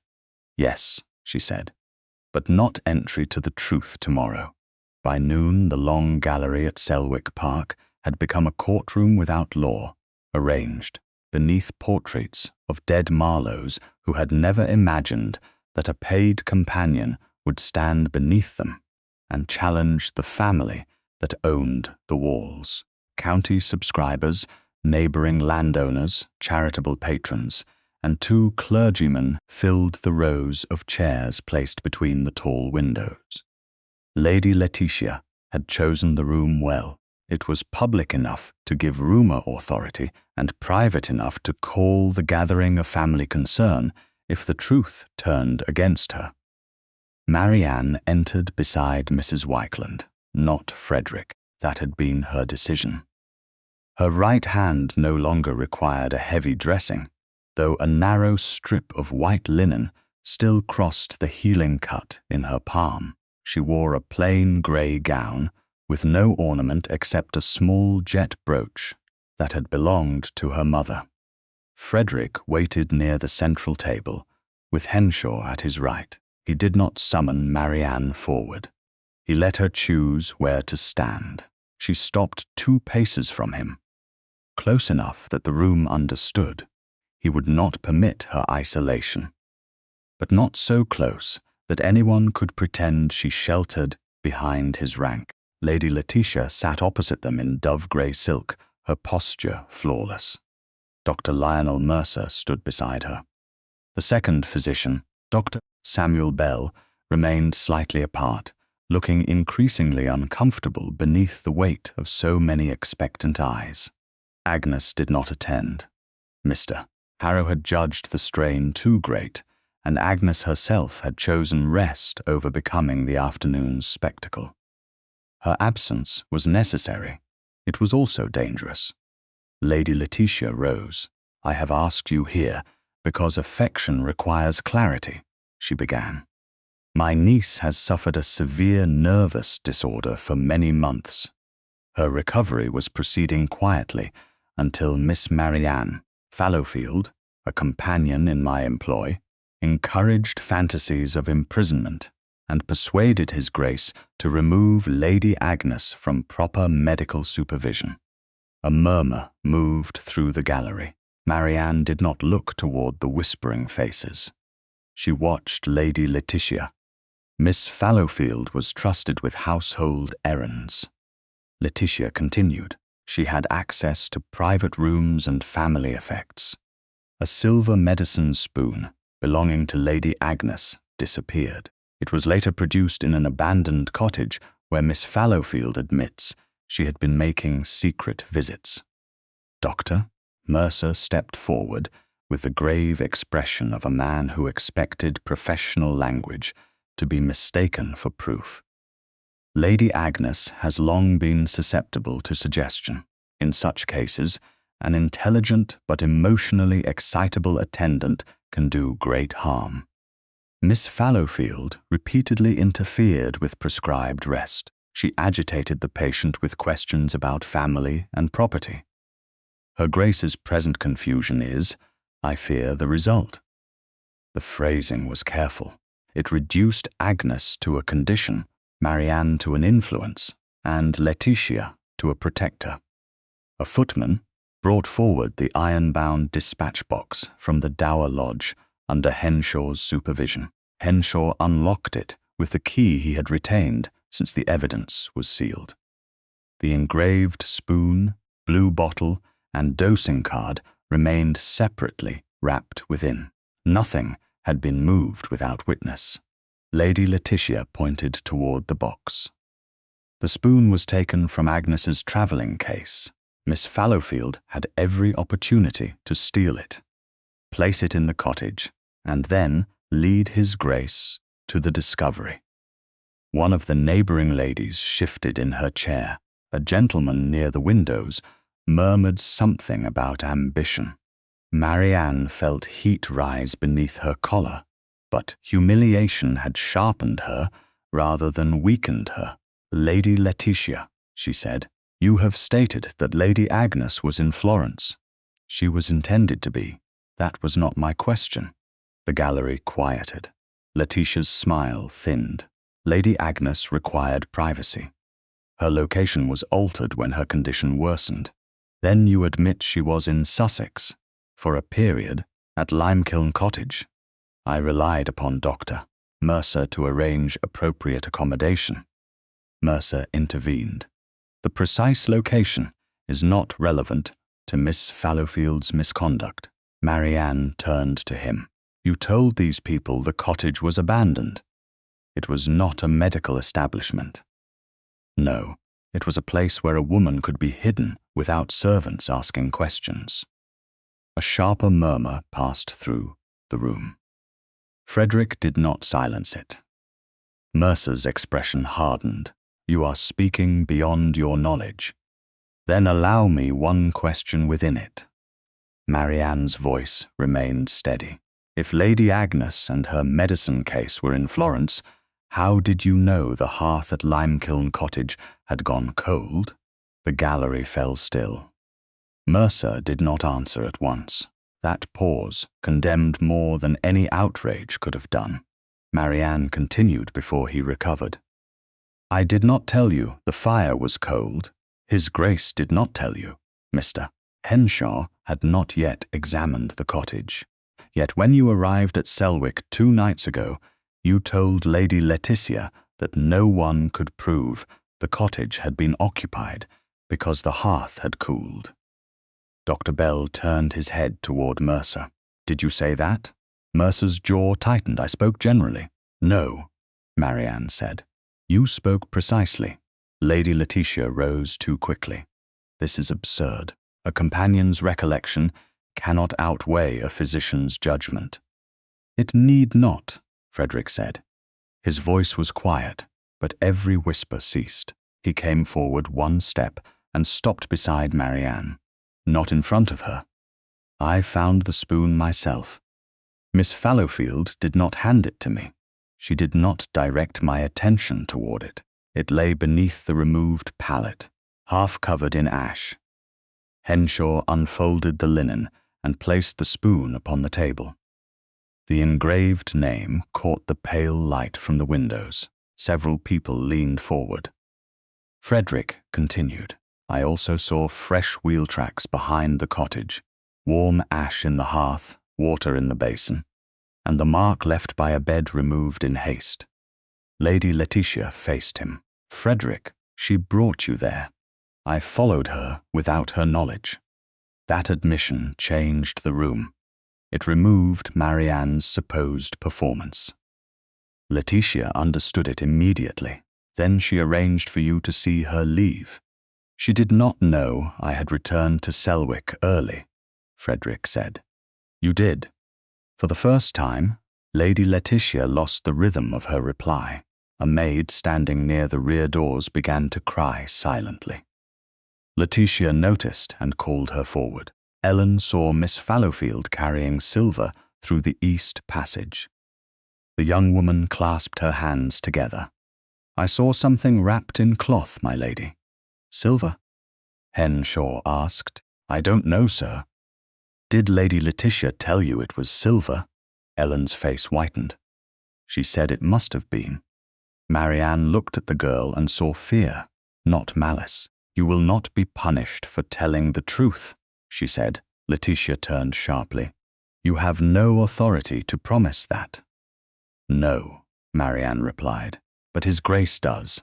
Every gaze moved to Frederick. He looked at Ellen. You will not lose your position for refusing to repeat another person's certainty. The maid began to weep in earnest, though she nodded. Dr. Mercer stepped toward the table. This display proves nothing about Lady Agnes's competence. Until she is examined by physicians unconnected with Miss Fallowfield, she should be returned to controlled care. Frederick's expression changed with dangerous stillness. Lady Agnes will not be returned anywhere against her stated wish. She is vulnerable to influence. She chose the Dower Lodge before Miss Fallowfield spoke for her. A distressed woman may say anything. Marianne felt the room turning again, not toward Mercer, but toward the familiar comfort of professional authority. She looked at Frederick. He had promised physical protection. He had not yet answered whether the truth would be allowed to remain public. He turned to the assembled guests. No one will detain Miss Fallowfield, question her without Mr. Henshaw present, or remove her from Lady Agnes' company by force or household order. The declaration carried ducal authority. It also stopped short. Lady Letitia heard the weakness and seized it. Then we agree that the matter must be handled privately for Agnes's dignity. Frederick's eyes remained on Marianne. He had reached the exact threshold she had warned him about. This gathering is concluded, he said. The evidence will be examined in private until Lady Agnes is strong enough to decide what she wishes made public. Relief passed over Letitia's face before she hid it. Marianne felt something colder. Frederick had stood beside her. He had protected her from search, detention, and expulsion. Yet in the final moment, he had chosen the walls. Guests rose in clusters, already whispering. Some avoided Marianne's eyes. Others stared openly as though they had watched a scandal rather than a woman defend herself. Lady Letitia swept from the gallery with Dr. Mercer. Dr. Bell remained behind long enough to say quietly to Henshaw, I was not told Lady Agnes had been kept at a cottage. Then he left. When the room had nearly emptied, Frederick approached Marianne. You were not defeated. No, she said. I was contained. His face tightened.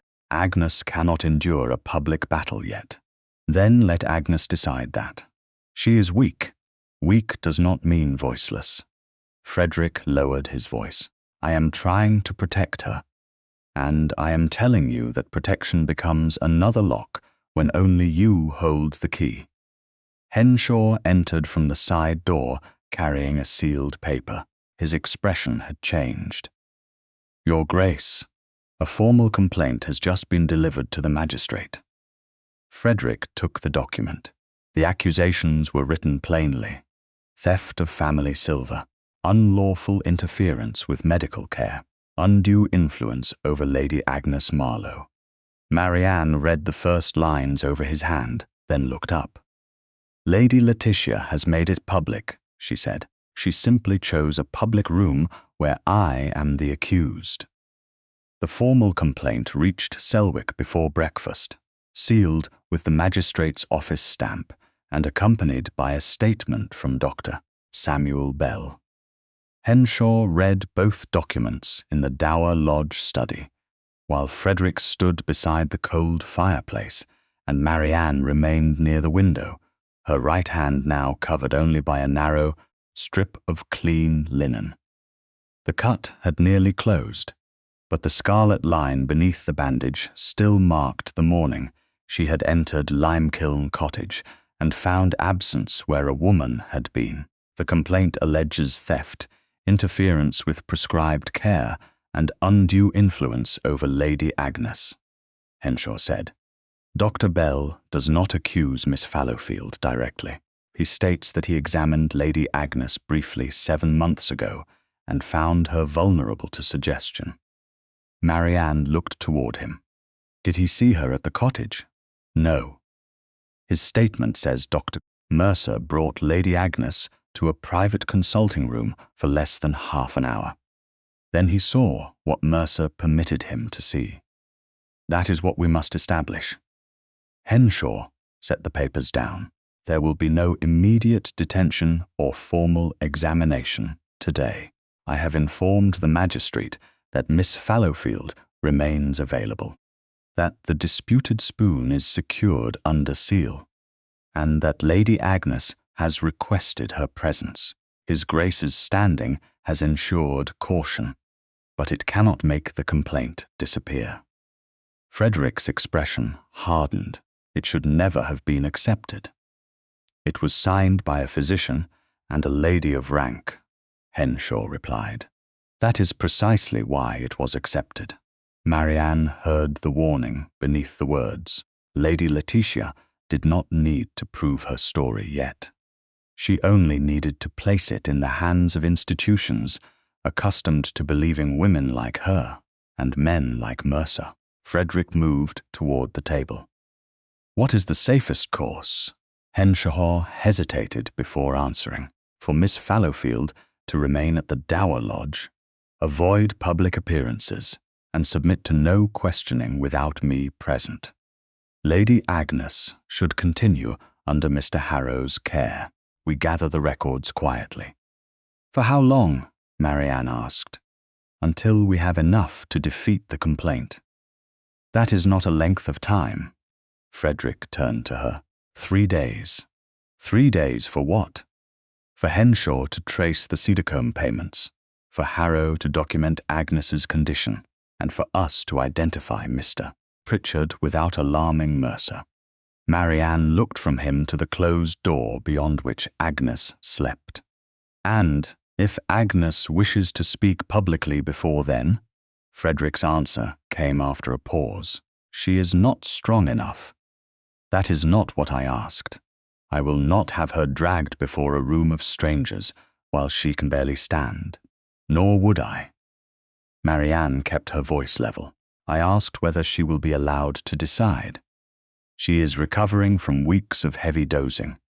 Recovery does not erase choice. No, but weakness can make choice difficult. Then support her choice. Do not replace it. Frederick drew a slow breath. I am trying to protect both of you. You are asking me to disappear from view, while Lady Letitia's accusation travels farther than I can answer. You would be safe here. Safe from what? From arrest, harassment, and whatever pressure she intends next. And safe from speaking. His jaw tightened. That is unfair, is it? Marianne stepped closer to the table. Agnes was hidden because others claimed public life would distress her. Her letters were controlled because correspondence might agitate her. Her medicine was increased because wakefulness was called dangerous. Every lock was explained as protection. I am not Lady Letitia, no, but you are still asking us to trust the person holding the key. Henshaw lowered his gaze to the papers, granting them the privacy of not watching. Frederick's voice dropped. If you leave the lodge, Lady Letitia will say you are fleeing. She will say that if I remain, she will call obedience guilt and resistance ambition. Then let me answer her. You did answer her yesterday. You stood beside me until the truth threatened the dignity of your house. Then you closed the room. The words struck cleanly because she did not raise them. Frederick did not defend himself at once. Marianne could see the struggle in him. He was not deciding whether she was right. He was deciding whether he could bear to stop acting like the only person permitted to manage danger. What do you intend to do? He asked. Find Mr. Owen Pritchard. Henshaw looked up. We have not yet confirmed his address. Agnes said his name. The bottle was not his medicine. If he supplied the earlier draft, he may still have a dispensing record. Frederick's gaze sharpened. You cannot go alone. I do not intend to. You should not go at all. There it is again. Marianne turned to Henshaw. Can you identify Pritchard by noon? Likely. Lewes has only a few established apothecaries of that name or generation. Then please do so. Frederick's voice became quieter. Marianne. It was the first time he had used her given name without invitation. She felt it, but did not let tenderness alter the decision. I will travel with Mrs. Wickland's assistant, Mrs. Dawes. I will hire a plain carriage with my own money. I will tell Mr. Henshaw where I am going, when I depart, and when I expect to return. I will remove no evidence from the lodge. I will not conceal myself, but I will not remain behind a locked door while another person decides when I may defend the truth. You are under formal complaint, not under arrest. Henshaw confirmed it with a slight nod. Frederick looked toward the evidence cabinet. The iron-bound dispatch box remained locked inside, exactly where it had been placed. Henshaw retained the key. The spoon, blue bottle, and dosing card had not moved. If Mercer reaches Pritchard first, he may destroy the records, Marianne said, if he has not already. That possibility ended the argument before either of them admitted it. Henshaw folded the complaint and placed it in his case. I will make inquiries immediately. Frederick looked at Marianne. 3 days was too long. Yes, but you should still allow me to arrange the carriage. No, the refusal was not cruel. It was necessary. If your protection is to mean anything, it must survive my decision not to accept every part of it. He stood very still. Then he inclined his head. Take Mrs. Dawes. Carry Henshaw's card. Send word when you arrive. I will, and if you sense danger, leave at once. I will use my judgment. That is what I meant. It was not quite surrender, but it was the beginning of one. Before noon, Henshaw returned with an address for Owen Pritchard, apothecary, near the High Street in Lewes. Marianne informed Agnes of the journey during one of her short waking periods. Agnes's fingers tightened around Marianne's left hand. He kept books, she whispered. Neat ones, blue covers. I will ask him. Don't let Mercer know first. I won't. Marianne left the Dower Lodge openly through the front door. Mrs. Dawes accompanied her, carrying only a small traveling bag and Henshaw's card. Marianne paid the hired driver from the modest wages she had saved. She took no household silver, no family papers, and no object from the sealed evidence box. By the time Frederick returned from the stable office, the carriage had already passed through the east gate. Lady Letitia was waiting in the main hall. She has fled, she said. With what? Frederick asked. With whatever she intends to use against us. The evidence is locked at the Dower Lodge. Then she is going to invent more. No. His certainty silenced her for a moment. You trust her? I trust that. She told Henshaw where she was going, took a respectable companion, hired her own carriage, and removed nothing belonging to this house. Lady Letitia's eyes narrowed. She is drawing you into disgrace. Frederick looked toward the east windows, where the road to Lewes vanished beyond the autumn trees. No, he said, she is refusing to let me draw her into silence. For the first time, he understood the full shape of his mistake. Marianne had not left his protection. She had left the part of it that required obedience. And if he wanted the right to stand beside her again, he would have to follow without taking command. Mr. Owen Pritchard's shop stood between a stationer and a narrow bookseller's window on Lewes High Street, its brass mortar polished and its green glass jars arranged with the severity of a man who trusted order more than charm. Marianne entered with Mrs. Dawes at her side and Henshaw's card in her uninjured hand. The apothecary himself was 56, broad through the shoulders, silver-haired and suspicious before she had finished giving her name. I don't discuss a patient with strangers, he said.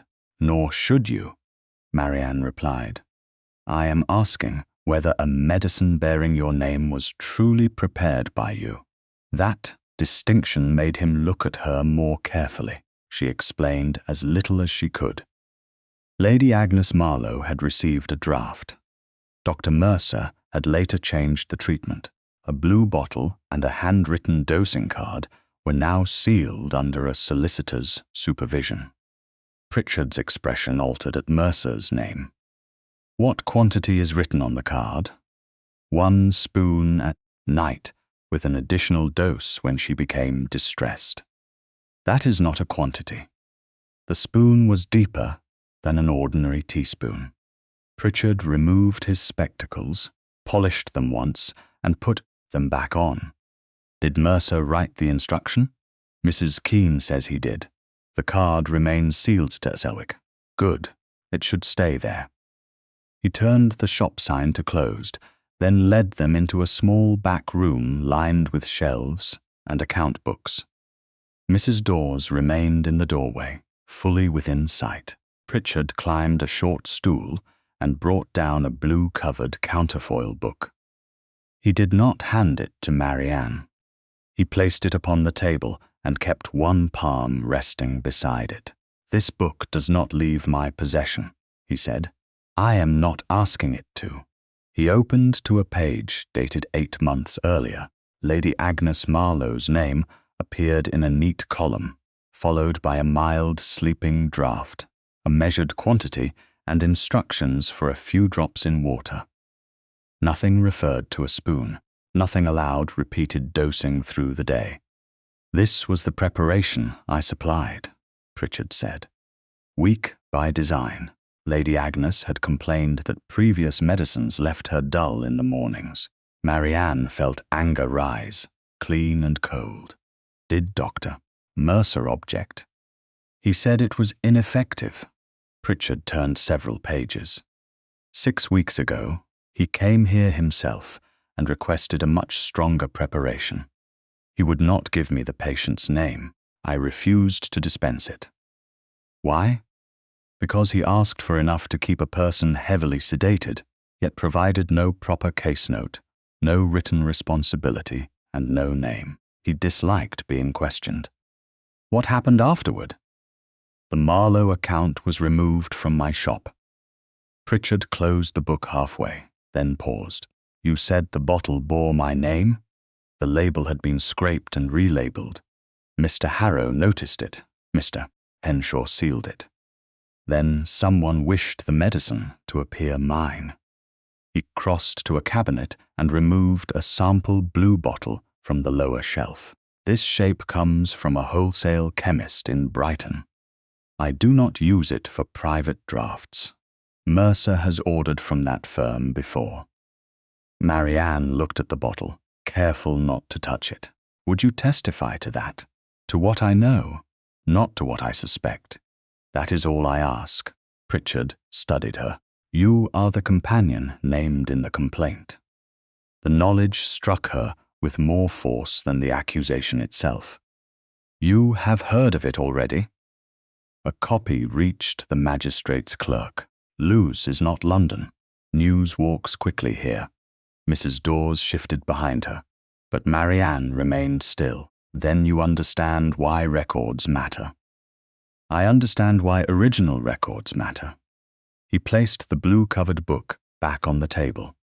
I will bring this myself if a proper hearing is called. I will not surrender it to the Duke, his aunt, Dr. Mercer, or you.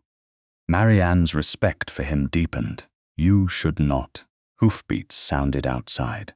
A carriage stopped before the shop. Mrs. Dawes looked toward the window. That is a Selwick vehicle. Frederick entered moments later without livery or escort beyond the coachman. He removed his gloves before coming into the back room, as if stripping away one visible sign of rank. He did not reach for the counterfoil book. He did not question Pritchard first. He looked at Marianne. May I speak with you? She glanced toward Mrs. Dawes. Here. Frederick accepted the condition. Pritchard withdrew to the front room, but left the door open. Mrs. Dawes remained by the shelves, close enough to hear if called. Frederick stood opposite Marianne, with the narrow table between them. Henshaw told me where you had gone, he said. He also told me why. Then you know I found the dispensing record.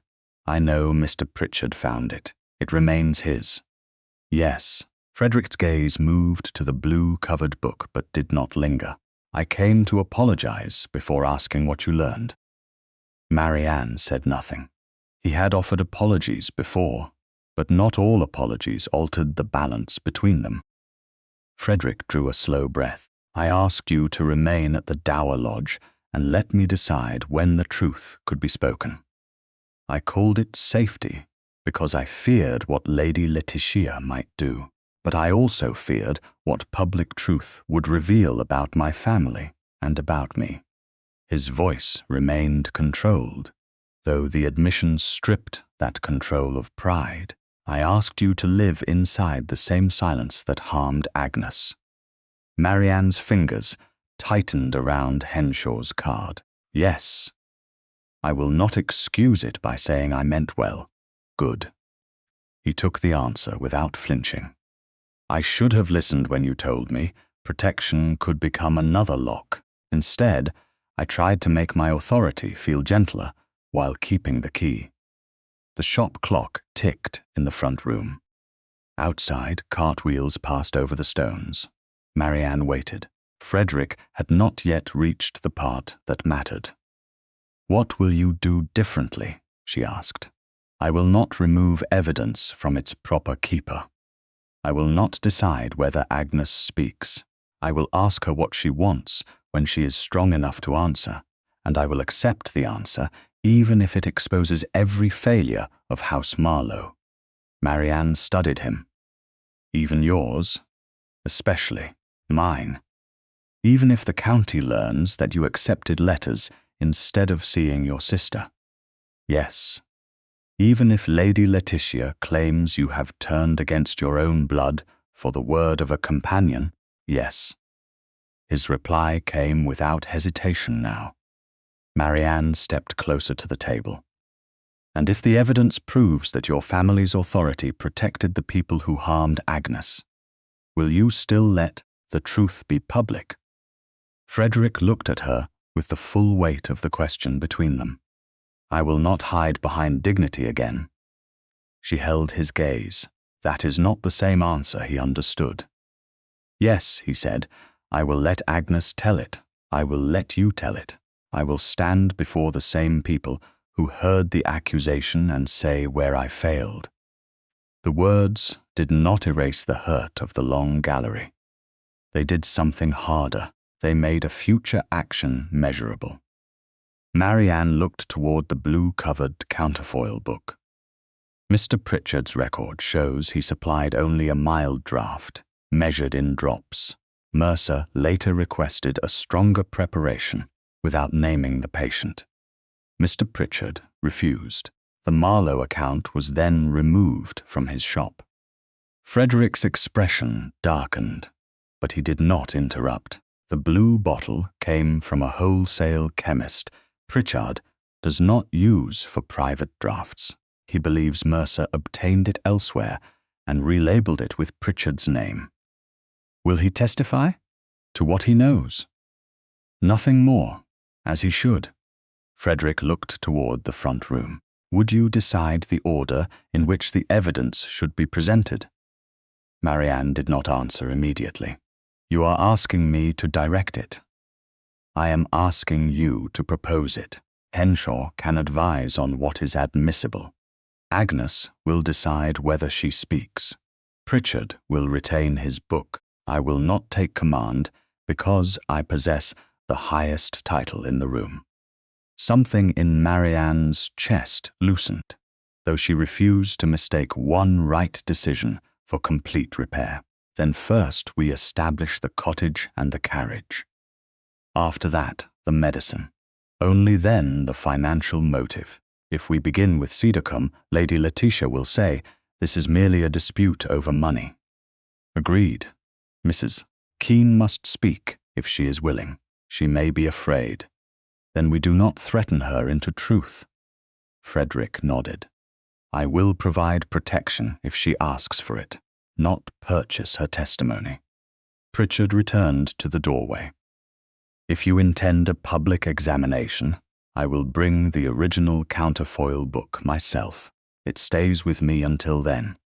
Frederick inclined his head. You have my word. A duke's word is useful, Pritchard said. A written summons from the proper authority is better. To Marianne's surprise, Frederick almost smiled. Mr. Henshaw will arrange one. Pritchard closed the book and carried it back to the locked cabinet. Marianne watched until the key turned. When she faced Frederick again, he had not moved closer. Will you return to Selwick? He asked. Not an order, not even a plea disguised as one. Marianne considered the difference. I will return to Agnes. May I travel behind your carriage? Behind, she said, not ahead, behind. Mrs. Dawes gathered her travelling bag. Pritchard went to reopen the shop. As Marianne stepped toward the door, a messenger in Selwick livery appeared breathless upon the pavement. He handed Frederick a folded note bearing Mrs. Wickland's hurried seal. Frederick read it once. Mrs. Keene has left the Dower Lodge, he said. No one knows where she went. Marianne felt the fragile chain of truth pull tight. Lady Letitia reached her first. Perhaps, Frederick said, or fear did. This time, when he looked to Marianne, he did not tell her what must be done. Where would she go? He asked. Marianne answered before fear could turn the question into helplessness. The parish churchyard. Frederick studied her face. Why? Mrs. Keene spoke of her husband once at the cottage. She said he was buried near Selwick because she could not afford to move away after his death. When people are frightened enough to run, they often go to the last place where they felt known. Frederick did not question the intuition. He sent the hired carriage ahead with Mrs. Dawes and arranged for Henshaw to join them from the magistrate's office. Within the quarter hour, Marianne, Frederick, and the solicitor were travelling back towards Selwick beneath a sky darkening with early autumn rain. No one spoke of command. Frederick asked for the churchyard road, and Marianne gave it. The difference was small enough that another man might not have noticed it. She did. St. Michael's stood beyond the Western Tenant Farms, a grey stone church with a square tower and yew trees bent by years of Sussex wind. The rain began as they arrived, fine and cold, making the worn gravestones shine. Henshaw remained near the gate while Frederick and Marianne walked between the rows. Mrs. Keene sat beneath the lee of the church wall beside a low grave marked with the name Thomas Keene. Her bonnet lay in her lap. She looked exhausted rather than fugitive. A woman who had carried fear until she could no longer tell whether she was escaping danger or abandoning the only people who might protect her from it. Marianne stopped several paces away. Mrs. Keene. The nurse's head lifted. Alarm crossed her face when she saw Frederick, but Marianne moved slightly so he did not stand between them. "I didn't take anything," Mrs. Keene said at once. "No one has accused you of theft," Marianne replied. "Not yet. Why did you leave the lodge?" Mrs. Keene looked toward the grave beside her. "Lady Letitia sent a message." Frederick's voice was controlled. "Through whom?" "A footman I did not know. He said my brother's tenancy would end by the quarter day if I remained with Lady Agnes. My brother has a wife and 3 children. The cottage is tied to his work. If he loses it, they lose everything." Frederick did not interrupt with a promise. Marianne understood that restraint now. A promise made before the truth could sound like a bargain. She sat on the low stone border of the neighboring grave, leaving space between herself and Mrs. Keene. "Did Lady Letitia threaten you before?" The nurse pressed both hands against her skirt. "Not in words. She would ask whether my brother's eldest boy was still employed in the Selwick stables. She would remind me that cottages could be reassigned." I understood. "And Dr. Mercer?" Marianne asked. "He told me a nurse's duty was obedience. He said, if I questioned him, he would make certain no respectable household hired me again." Frederick's jaw tightened, but he remained silent. Mrs. Keene looked toward him.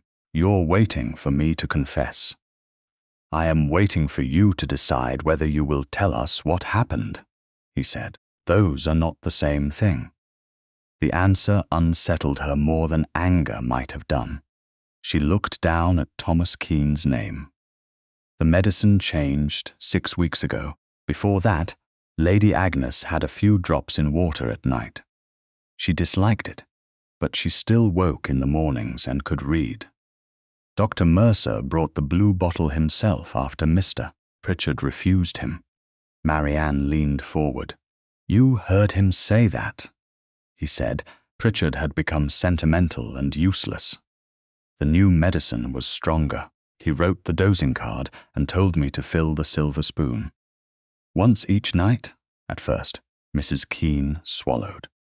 Then he said Lady Agnes was becoming agitated. He ordered another dose in the afternoon if she asked about letters, Cedarcombe, or her brother. The rain whispered against the yew branches. Marianne felt each word settle into the chain of proof. Did Lady Letitia know? She was there when he gave the order. Mrs. Keene's voice cracked. She said wakefulness made Lady Agnes distressed. She said it was kinder if she slept through the thoughts that upset her. Frederick looked away for one moment toward the church door, as if he needed stone beneath his gaze to steady it. "What happened to Agnes's letters?" he asked. "Lady Letitia took them. Lady Agnes wrote twice when she was clear enough. One was for you. The other was for Mr. Henshaw." Henshaw stepped closer from the gate. "Did you see where they went?" "Into Lady Letitia's writing case. I never saw them again." "And the move from Limekiln Cottage?" Marianne asked. Mrs. Keene closed her eyes. "Dr. Mercer came before dawn," he said. His Grace had returned early, and Miss Fallowfield had grown suspicious. Lady Agnes was given an extra dose because she resisted being dressed. They moved her to the Lewes rooms before the household woke. "Who ordered the carriage?" Henshaw asked. "Dr. Mercer, but Lady Letitia knew the hour. She told me which rear gate would be left unbarred." Frederick's gaze returned to the nurse. "Will you say this before witnesses?" Fear entered her face again. "If I do, my brother's family will be turned out." "No," Frederick said. The certainty in his voice made her flinch. He softened it without weakening the promise. Your brother's tenancy will not depend upon your silence or your testimony. I will instruct the steward today that the family remains protected under the existing lease.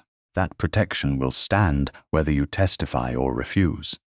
Mrs. Keene stared at him. Then, what do you want from me? Nothing you do not choose to give.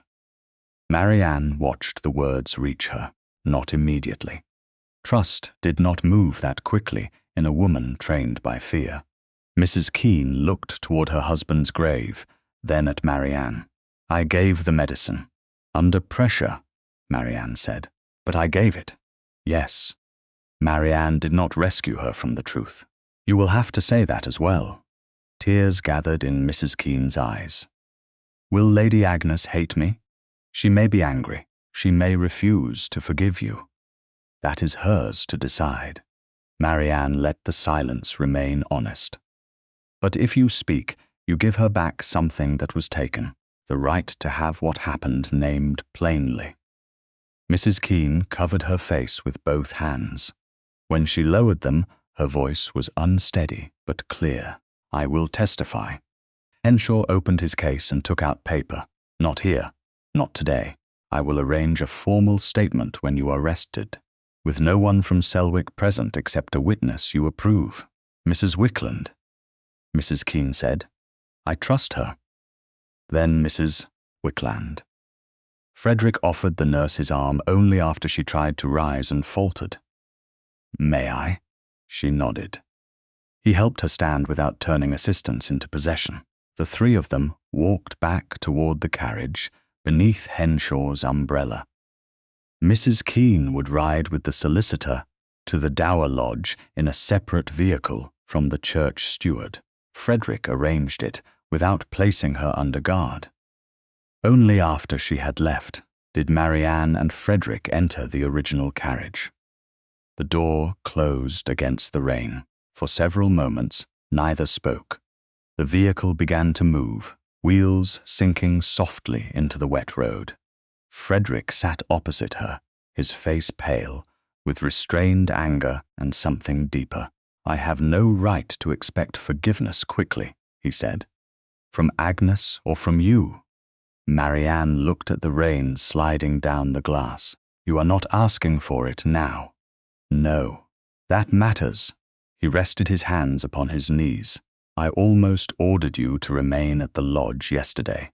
I thought certainty made me useful. You changed what you did before asking me to trust you again. Frederick's gaze lifted. Marianne felt the truth of her own words before she understood what she intended. He had followed behind her carriage, not ahead. He had asked Mrs. Keene rather than commanded her. He had protected the tenancy without purchasing testimony. He had begun to place power where it belonged. Marianne crossed the narrow space between the seats. She moved slowly enough that he could have misunderstood nothing. Then she put her arms around him. Frederick went still. Marianne, he whispered, you may hold me. His arms came around her carefully, one hand at the center of her back and the other resting above her elbow, nowhere near the healing cut on her right palm. He did not tighten the embrace beyond what she gave. Marianne felt the breath leave him, not in triumph, but in relief, so quiet it almost broke her heart. She rested her cheek against his shoulder for one measured moment, then another. No kiss followed. He did not ask for one. When she drew back, he released her at once. Thank you, he said. Do not thank me as if affection were payment. It is not. His voice steadied. It is a gift I will not presume upon. They returned to the Dower Lodge near dusk. Agnes was awake for one of her brief lucid periods, propped against the pillows, while Mrs. Wickland read aloud from a book of sermons. Marianne told her that Mrs. Keene had been found and had agreed to speak. She did not conceal the nurse's part in the dosing. Agnes listened without interruption. Her fingers trembled against the coverlet, but her eyes remained clear. "Will there be a hearing?" she asked. Frederick sat near the open door. "Only if you want one."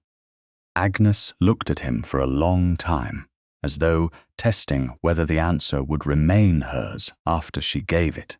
"I want them to hear me." "You do not have to stand long," Marianne said. "You do not have to answer every question. I want to say my own name." Frederick lowered his head once. "Then we will arrange it around your strength." Agnes turned toward Marianne. "Stay beside me." Marianne took her hand. "Yes." Outside, the rain continued over Selwick, washing the roads, clean but leaving every track beneath the hedges where careful eyes could still find it.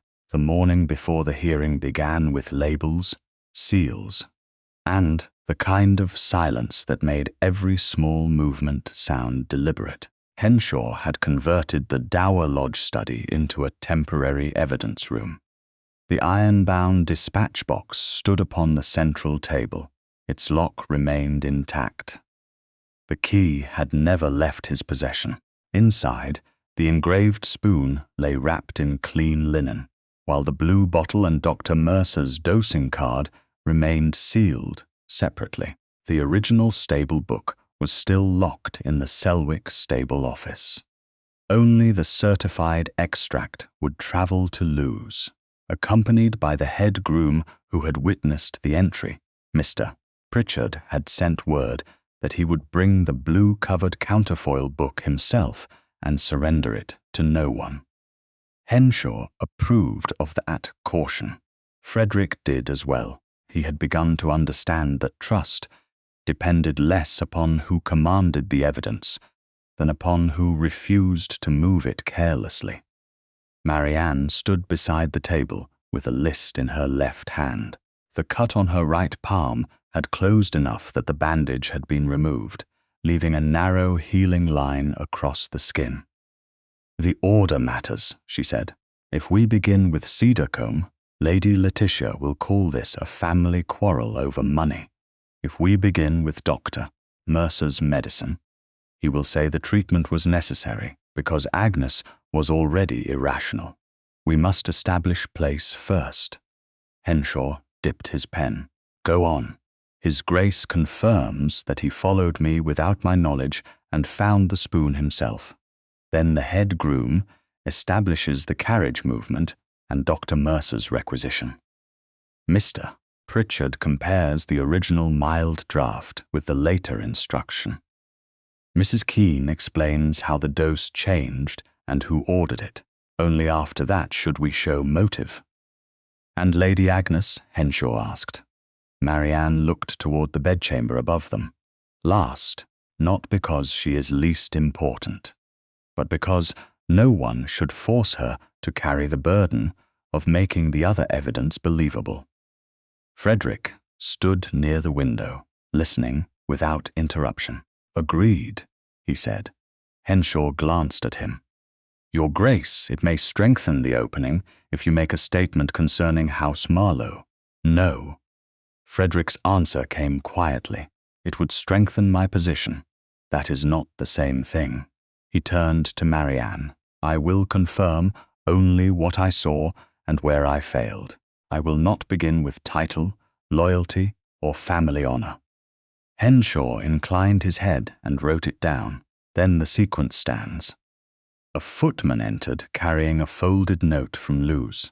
Mercer had given notice that he intended to address the infirmary governors before any witnesses were called. He claimed urgent concern for a vulnerable patient being manipulated by interested parties. Marianne read the note and returned it. "He wants the first impression." "He has relied upon first impressions from the beginning," Frederick said. "Then we let him speak," she replied, "but not without limits. If he calls Agnes incompetent, we ask what lawful authority he possessed to confine her. If he calls me ambitious, we ask what benefit I received. If he says the medicine was necessary, Mr. Pritchard's book follows immediately. Henshaw looked almost satisfied. You have arranged this like counsel. No, like someone who knows what happens when respectable people are permitted to choose the question. The study door opened again. Mrs. Wickland appeared. Lady Agnes is awake and asking for Miss Fallowfield. Marianne went upstairs at once. Agnes sat in a chair near the window, wrapped in a blue-grey shawl, while a maid held 2 gowns against the light. One was white muslin, soft and pale. The other was grey-blue silk, plain but dignified. Agnes looked from one to the other with clear dislike. "They want to dress me like an invalid or a mourner," she said. Marianne dismissed the maid gently and brought the grey-blue gown closer. "Then choose this one." Agnes touched the sleeve. "Not white? No, and not black. No one will mistake you for either helpless or dead." A faint smile passed over Agnes's face. It faded when she tried to stand. Marianne placed one hand beneath her elbow only after Agnes nodded. Mrs. Wickland positioned the cane. Agnes rose slowly. Her knees trembled at once. 2 minutes, Marianne said. No more.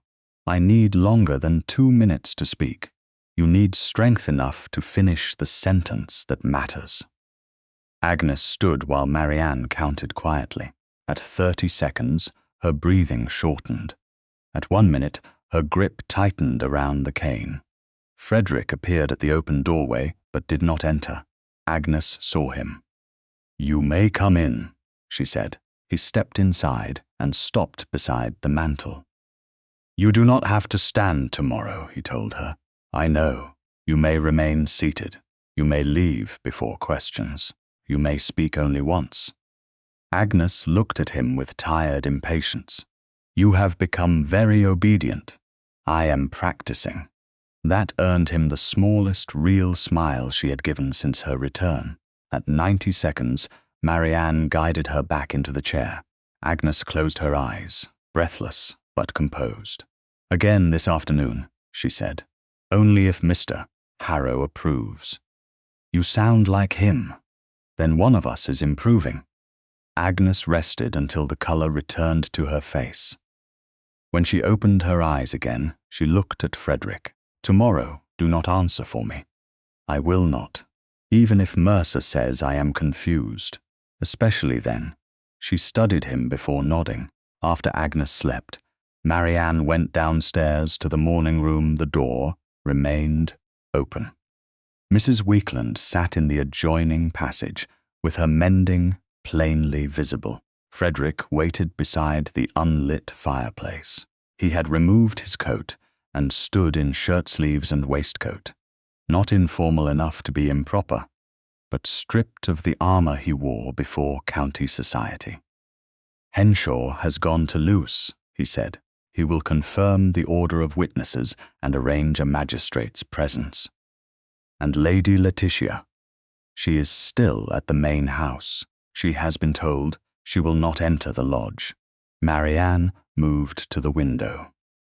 The autumn light lay pale across the orchard. "She will sit in the front row tomorrow." Yes, as if she has nothing to fear. People who have relied upon reputation often mistake it for innocence. Marianne turned toward him. "You are learning quickly." Painfully. He took 1 step closer, then stopped well outside her reach. "There is something I should say before tomorrow. Not because I expect an answer, not because I think confession should alter what must happen." She waited. Frederick's composure did not vanish, but it became transparent. "I did not begin to love you when I saw you frightened at the Cottage," he said, "nor when you cared for Agnes. I loved you when I understood that you had returned there believing no one would ever know what you risked. You did what was right without audience, reward, or protection. I have spent my life surrounded by people who behave well when watched. You were brave in an empty room." Marianne felt the words move through her with a force she had not prepared to resist. Frederick. It was the first time she had spoken his name. He closed his eyes for one brief moment. When he opened them, he did not move nearer. You do not owe me anything before tomorrow. Not comfort, not hope, not forgiveness. I am not ready to promise you a lifetime. I know. I am not ready to forget the long gallery. You should not. And I will not let love become another reason for you to decide what is best for me. Never again. She believed that he meant it. Belief was not certainty. It was a choice made in the presence of risk. Marianne crossed the space between them until only one step remained. I do not want to walk into tomorrow pretending I feel nothing. Frederick's breath changed. May I kiss you? She did not answer with words. She closed the final distance herself, lifted her face, and touched her lips to his. For one heartbeat he remained still, giving her every chance to withdraw. Then his hand rose to rest lightly against her cheek. The kiss deepened only enough to become unmistakable. Warmth, restraint, and the sharp tenderness of trust returned after damage. Marianne placed her left hand against his chest. His heart beat hard beneath her palm. He did not pull her closer until she leaned into him by choice. When they parted, neither looked away. "Tomorrow," she whispered, "you let Agnes speak." "Yes." "You let me present the order we agreed." "Yes." "And if the truth disgraces House Marlowe," Frederick took her hand and held it between both of his, "then House Marlowe will survive the truth or deserve not to." From the drive below came the sound of arriving carriages. Luz was already summoning them. The doors of the assembly rooms would open at 10 the next morning. Lady Letitia would be waiting. Dr. Mercer would speak first.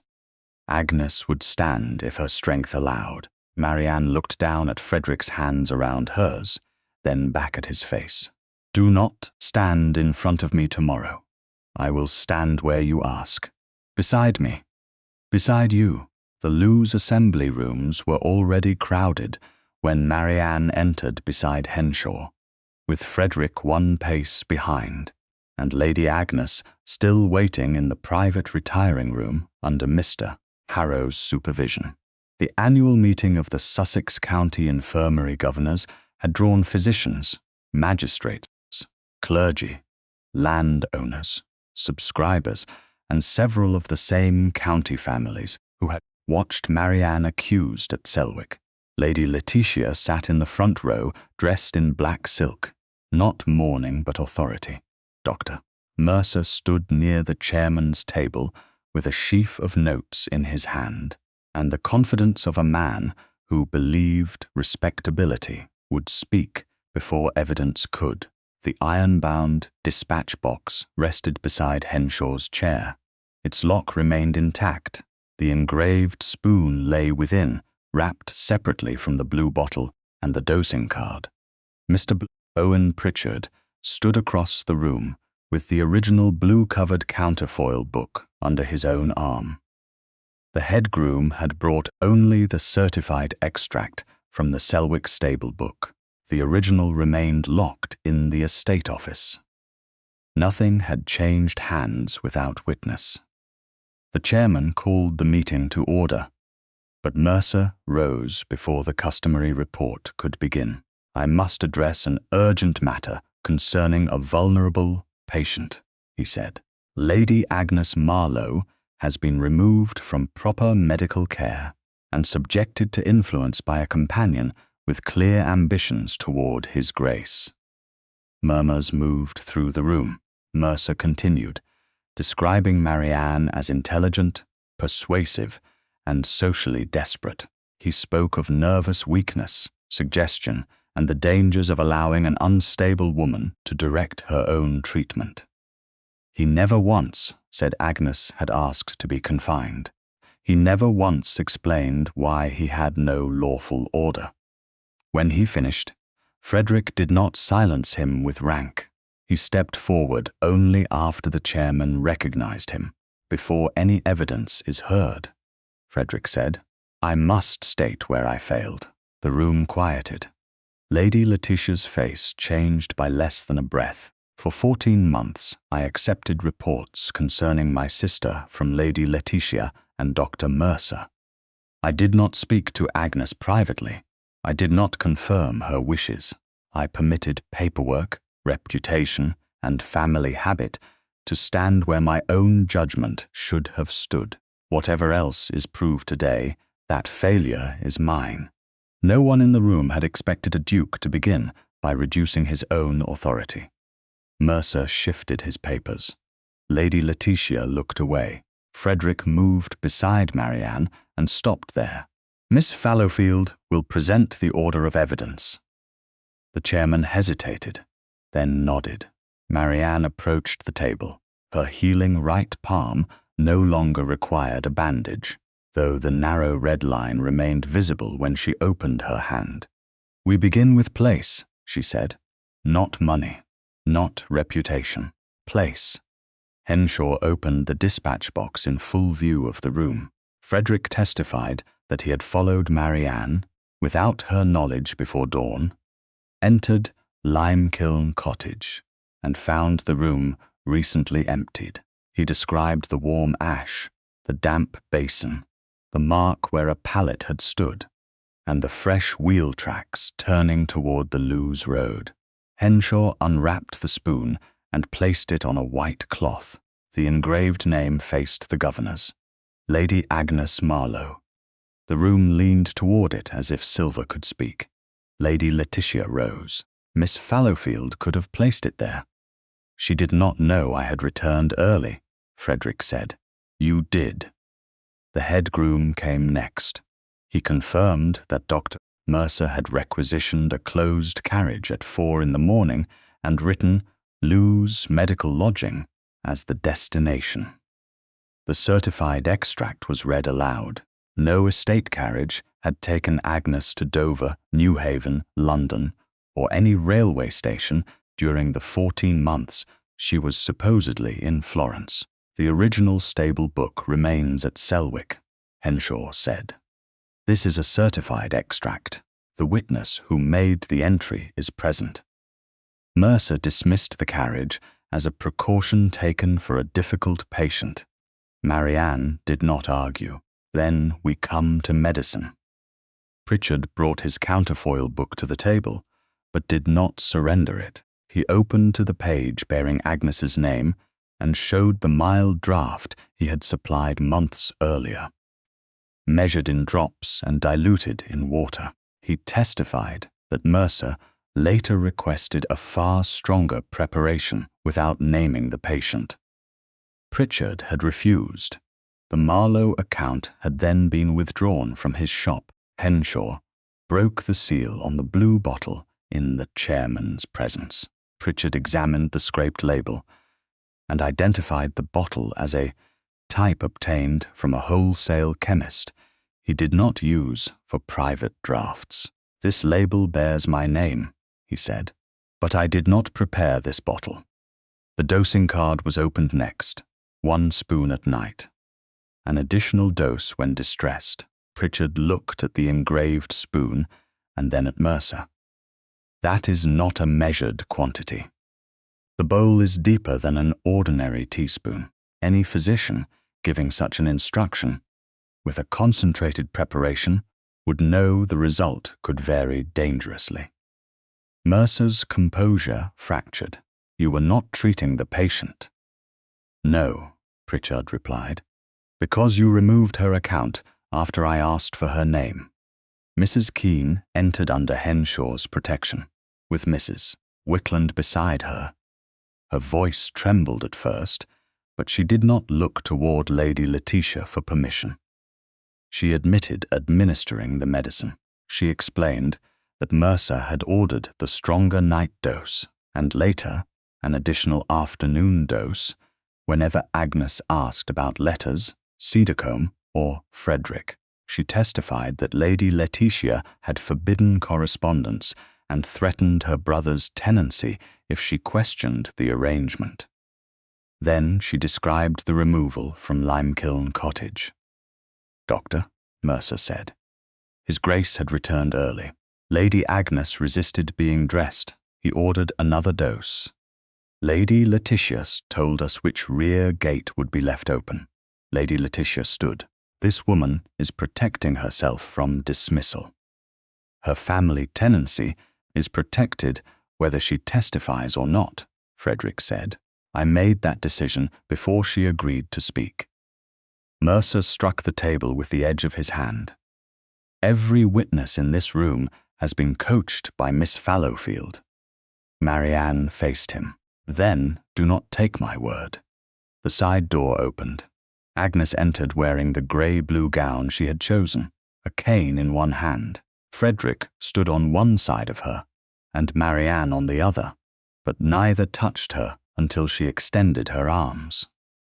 Agnes placed her left hand in Marianne's and her right upon Frederick's sleeve. She walked slowly to the front. The room rose. Agnes said. Her voice was soft, yet the command was hers. Everyone obeyed. The chairman offered her a chair. She remained standing for only a moment before taking it. Mr. Harrow stayed near the door. My name is Lady Agnes Marlowe, she said. I never agreed to go to Florence. I asked Lady Letitia to surrender control of Cedarcombe after I found payments I did not recognize. Dr. Mercer said work had made me ill. He told me no one would believe a hysterical woman. When I wrote to my brother and to Mr. Henshaw, the letters were taken. Lady Letitia whispered, Agnes, you are confused. Agnes turned her head. No, I was drugged. The distinction silenced the room. Miss Fallowfield was the only person who asked what I wanted. She did not teach me what to say. She listened when I said my own name. Agnes looked at Marianne. She saved me before she knew anyone would believe her. Marianne felt tears rise, but did not let them interrupt Agnes's moment. Mercer began to protest. The chairman stopped him. The governors voted to remove him immediately from all medical and charitable duties connected with the infirmary pending formal proceedings. A county magistrate, already present by Henshaw's arrangement, accepted the sworn complaint, ordered the bottle, dosing card, and certified records retained, and directed that Mercer attend a preliminary examination. A parish constable approached him. There was no dramatic struggle. Mercer went pale, demanded counsel, and was escorted from the room under lawful authority rather than spectacle. Henshaw then announced that formal civil action had been filed to remove Lady Letitia from control of Cedarcombe and recover misapplied income. Frederick faced his aunt before the assembled county. House Marlowe withdraws its protection from you. You will leave Selwick today. You will not approach Agnes, Marianne, Mrs. Keene, or any servant involved in these proceedings. Lady Letitia stared at him as though he had torn down the only structure she understood. You would disgrace your family for a companion? No, Frederick said. I disgrace it by admitting how long I allowed rank to hide wrongdoing. The truth belongs to Agnes. Miss Fallowfield merely had the courage to carry it into the light. The magistrate formally dismissed the theft complaint against Marianne for lack of evidence and ordered its withdrawal from the record. Around the room, people who had watched her with suspicion now lowered their eyes. She took no pleasure in their discomfort. Public vindication did not erase what private courage had cost. Agnes sagged slightly in her chair. Marianne knelt beside her. You have said enough. Agnes looked at the spoon on the table. Put it in my hand. Henshaw confirmed the inspection was complete, then returned the spoon to Marianne. She placed it gently in Agnes's palm. The engraved name lay visible across her fingers. Mine, Agnes whispered. Yes, Marianne said. Yours outside the assembly rooms after Agnes had been settled in the carriage with Mrs. Wickland and Mr. Harrow. Frederick found Marianne beneath the stone portico. Rain had begun over Lewes, soft enough to blur the street without concealing it. He did not kneel. He did not ask for marriage while the victory was still warm. He only stood before her without title between them. "I love you, Marianne," he said, "not because you saved my sister, but because you never required an audience to do what was right." Her breath caught. The words did not feel like gratitude. They felt like recognition. "I love you too." Frederick held out his hand. He waited. Marianne placed hers in it by choice, and together they returned to Agnes. 5 months later, spring entered Selwick Park quietly. Not with triumph, but with open windows, damp earth, and the first pale green along the orchard walls. Lady Agnes Marlowe, still tired after an hour of company. She still used a cane on colder mornings, and there were days when memory arrived in fragments rather than sequence. Yet she rose when she wished, rested when she chose, and received no medicine without reading the label herself. Her letters left the house under her own seal. Her doors opened from the inside. Cedarcombe House had been restored to her control under an independent solicitor, with the misapplied income separated from the remaining trust accounts. Lady Letitia had been ordered to repay what could be traced, and had lost every position through which she had once managed other lives. She now lived in reduced circumstances with a distant married cousin in Bath, no longer protected by the name she had used as a shield. Dr. Lionel Mercer had been permanently removed from the infirmary governors and committed for trial on charges connected to fraud, false records, and the unlawful confinement of a woman whose objections he had called illness. His case had not vanished into gossip. It remained in the hands of the court. Mrs. Keene had not returned to nursing. Agnes had not asked her to. Forgiveness had come neither quickly nor completely, and no one demanded it. Her brother's tenancy remained secure, exactly as Frederick had promised before she agreed to testify. Through Mrs. Wickland, she had found respectable employment as companion to an elderly widow who valued quiet and asked questions before giving orders. Marianne knew all this because Agnes wrote to her twice each week in her own hand.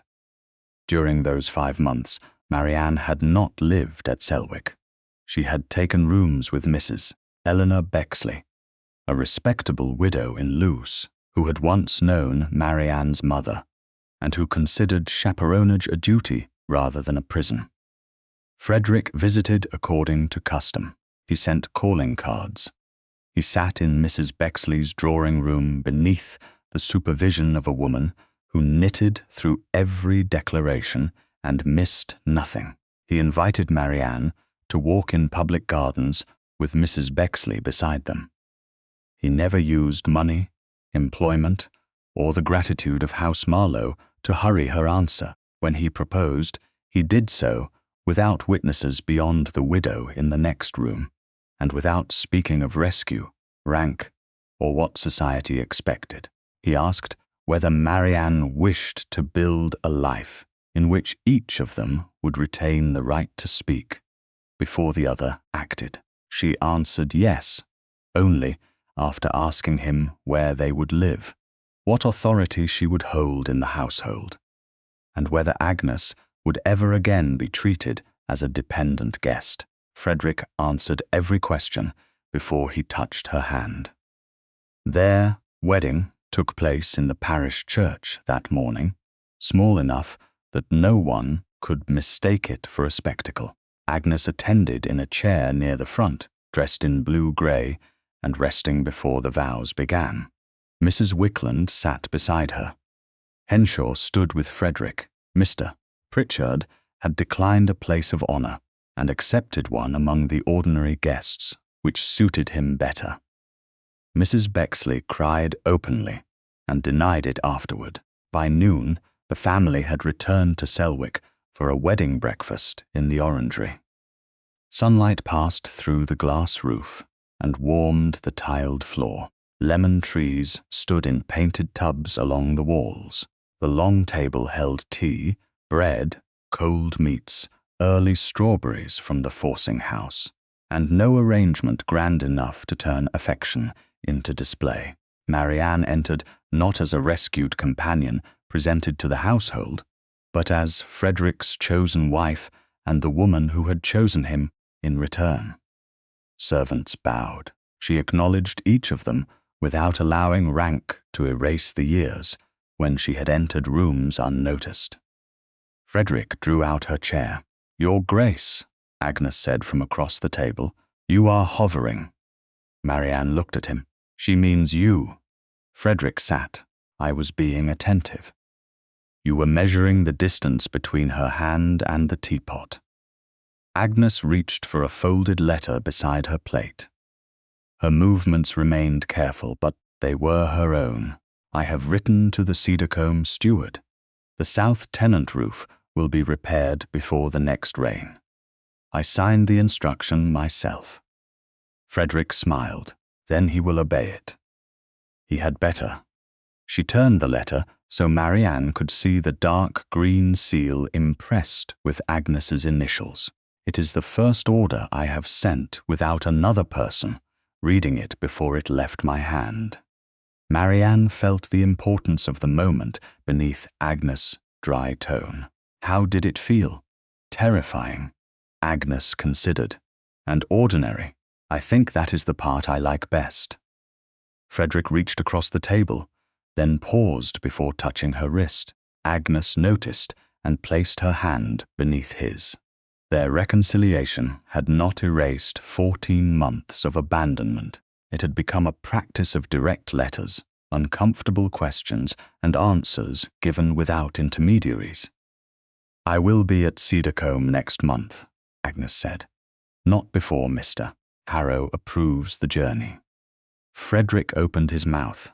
Agnes raised one brow. He corrected himself.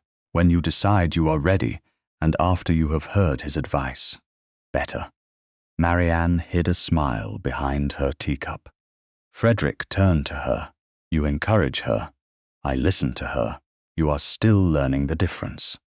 "Painfully," he said, repeating an old admission without resentment. Agnes reached for the honey. The silver pot stood near the center of the table, its lid open. Beside it lay a small spoon, polished but not bright enough to hide the shallow marks along the handle. The engraved name caught the spring light. Lady Agnes Marlowe. After the hearing, the magistrate had returned the spoon when it was no longer needed for immediate examination. Agnes had kept it in her own travelling case until that morning. Marianne watched her lift it. For one instant, the old cottage seemed to exist beneath the glass roof. The damp basin, the empty pallet, the warm ash, the fear that a woman had been moved beyond reach before anyone powerful cared to ask where she had gone. Agnes dipped the spoon into the honey and held it above Marianne's cup. "One spoon?" she asked. Frederick's face tightened before Agnes smiled.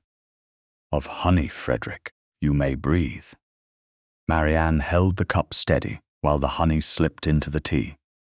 "That may be the first time this spoon has served anything sweet," Agnes said. No one answered too quickly. The moment deserved its own silence. Then Marianne stirred the tea and tasted it. "It is better suited to this." Agnes placed the spoon beside her plate, her engraved name turned upward. "So am I."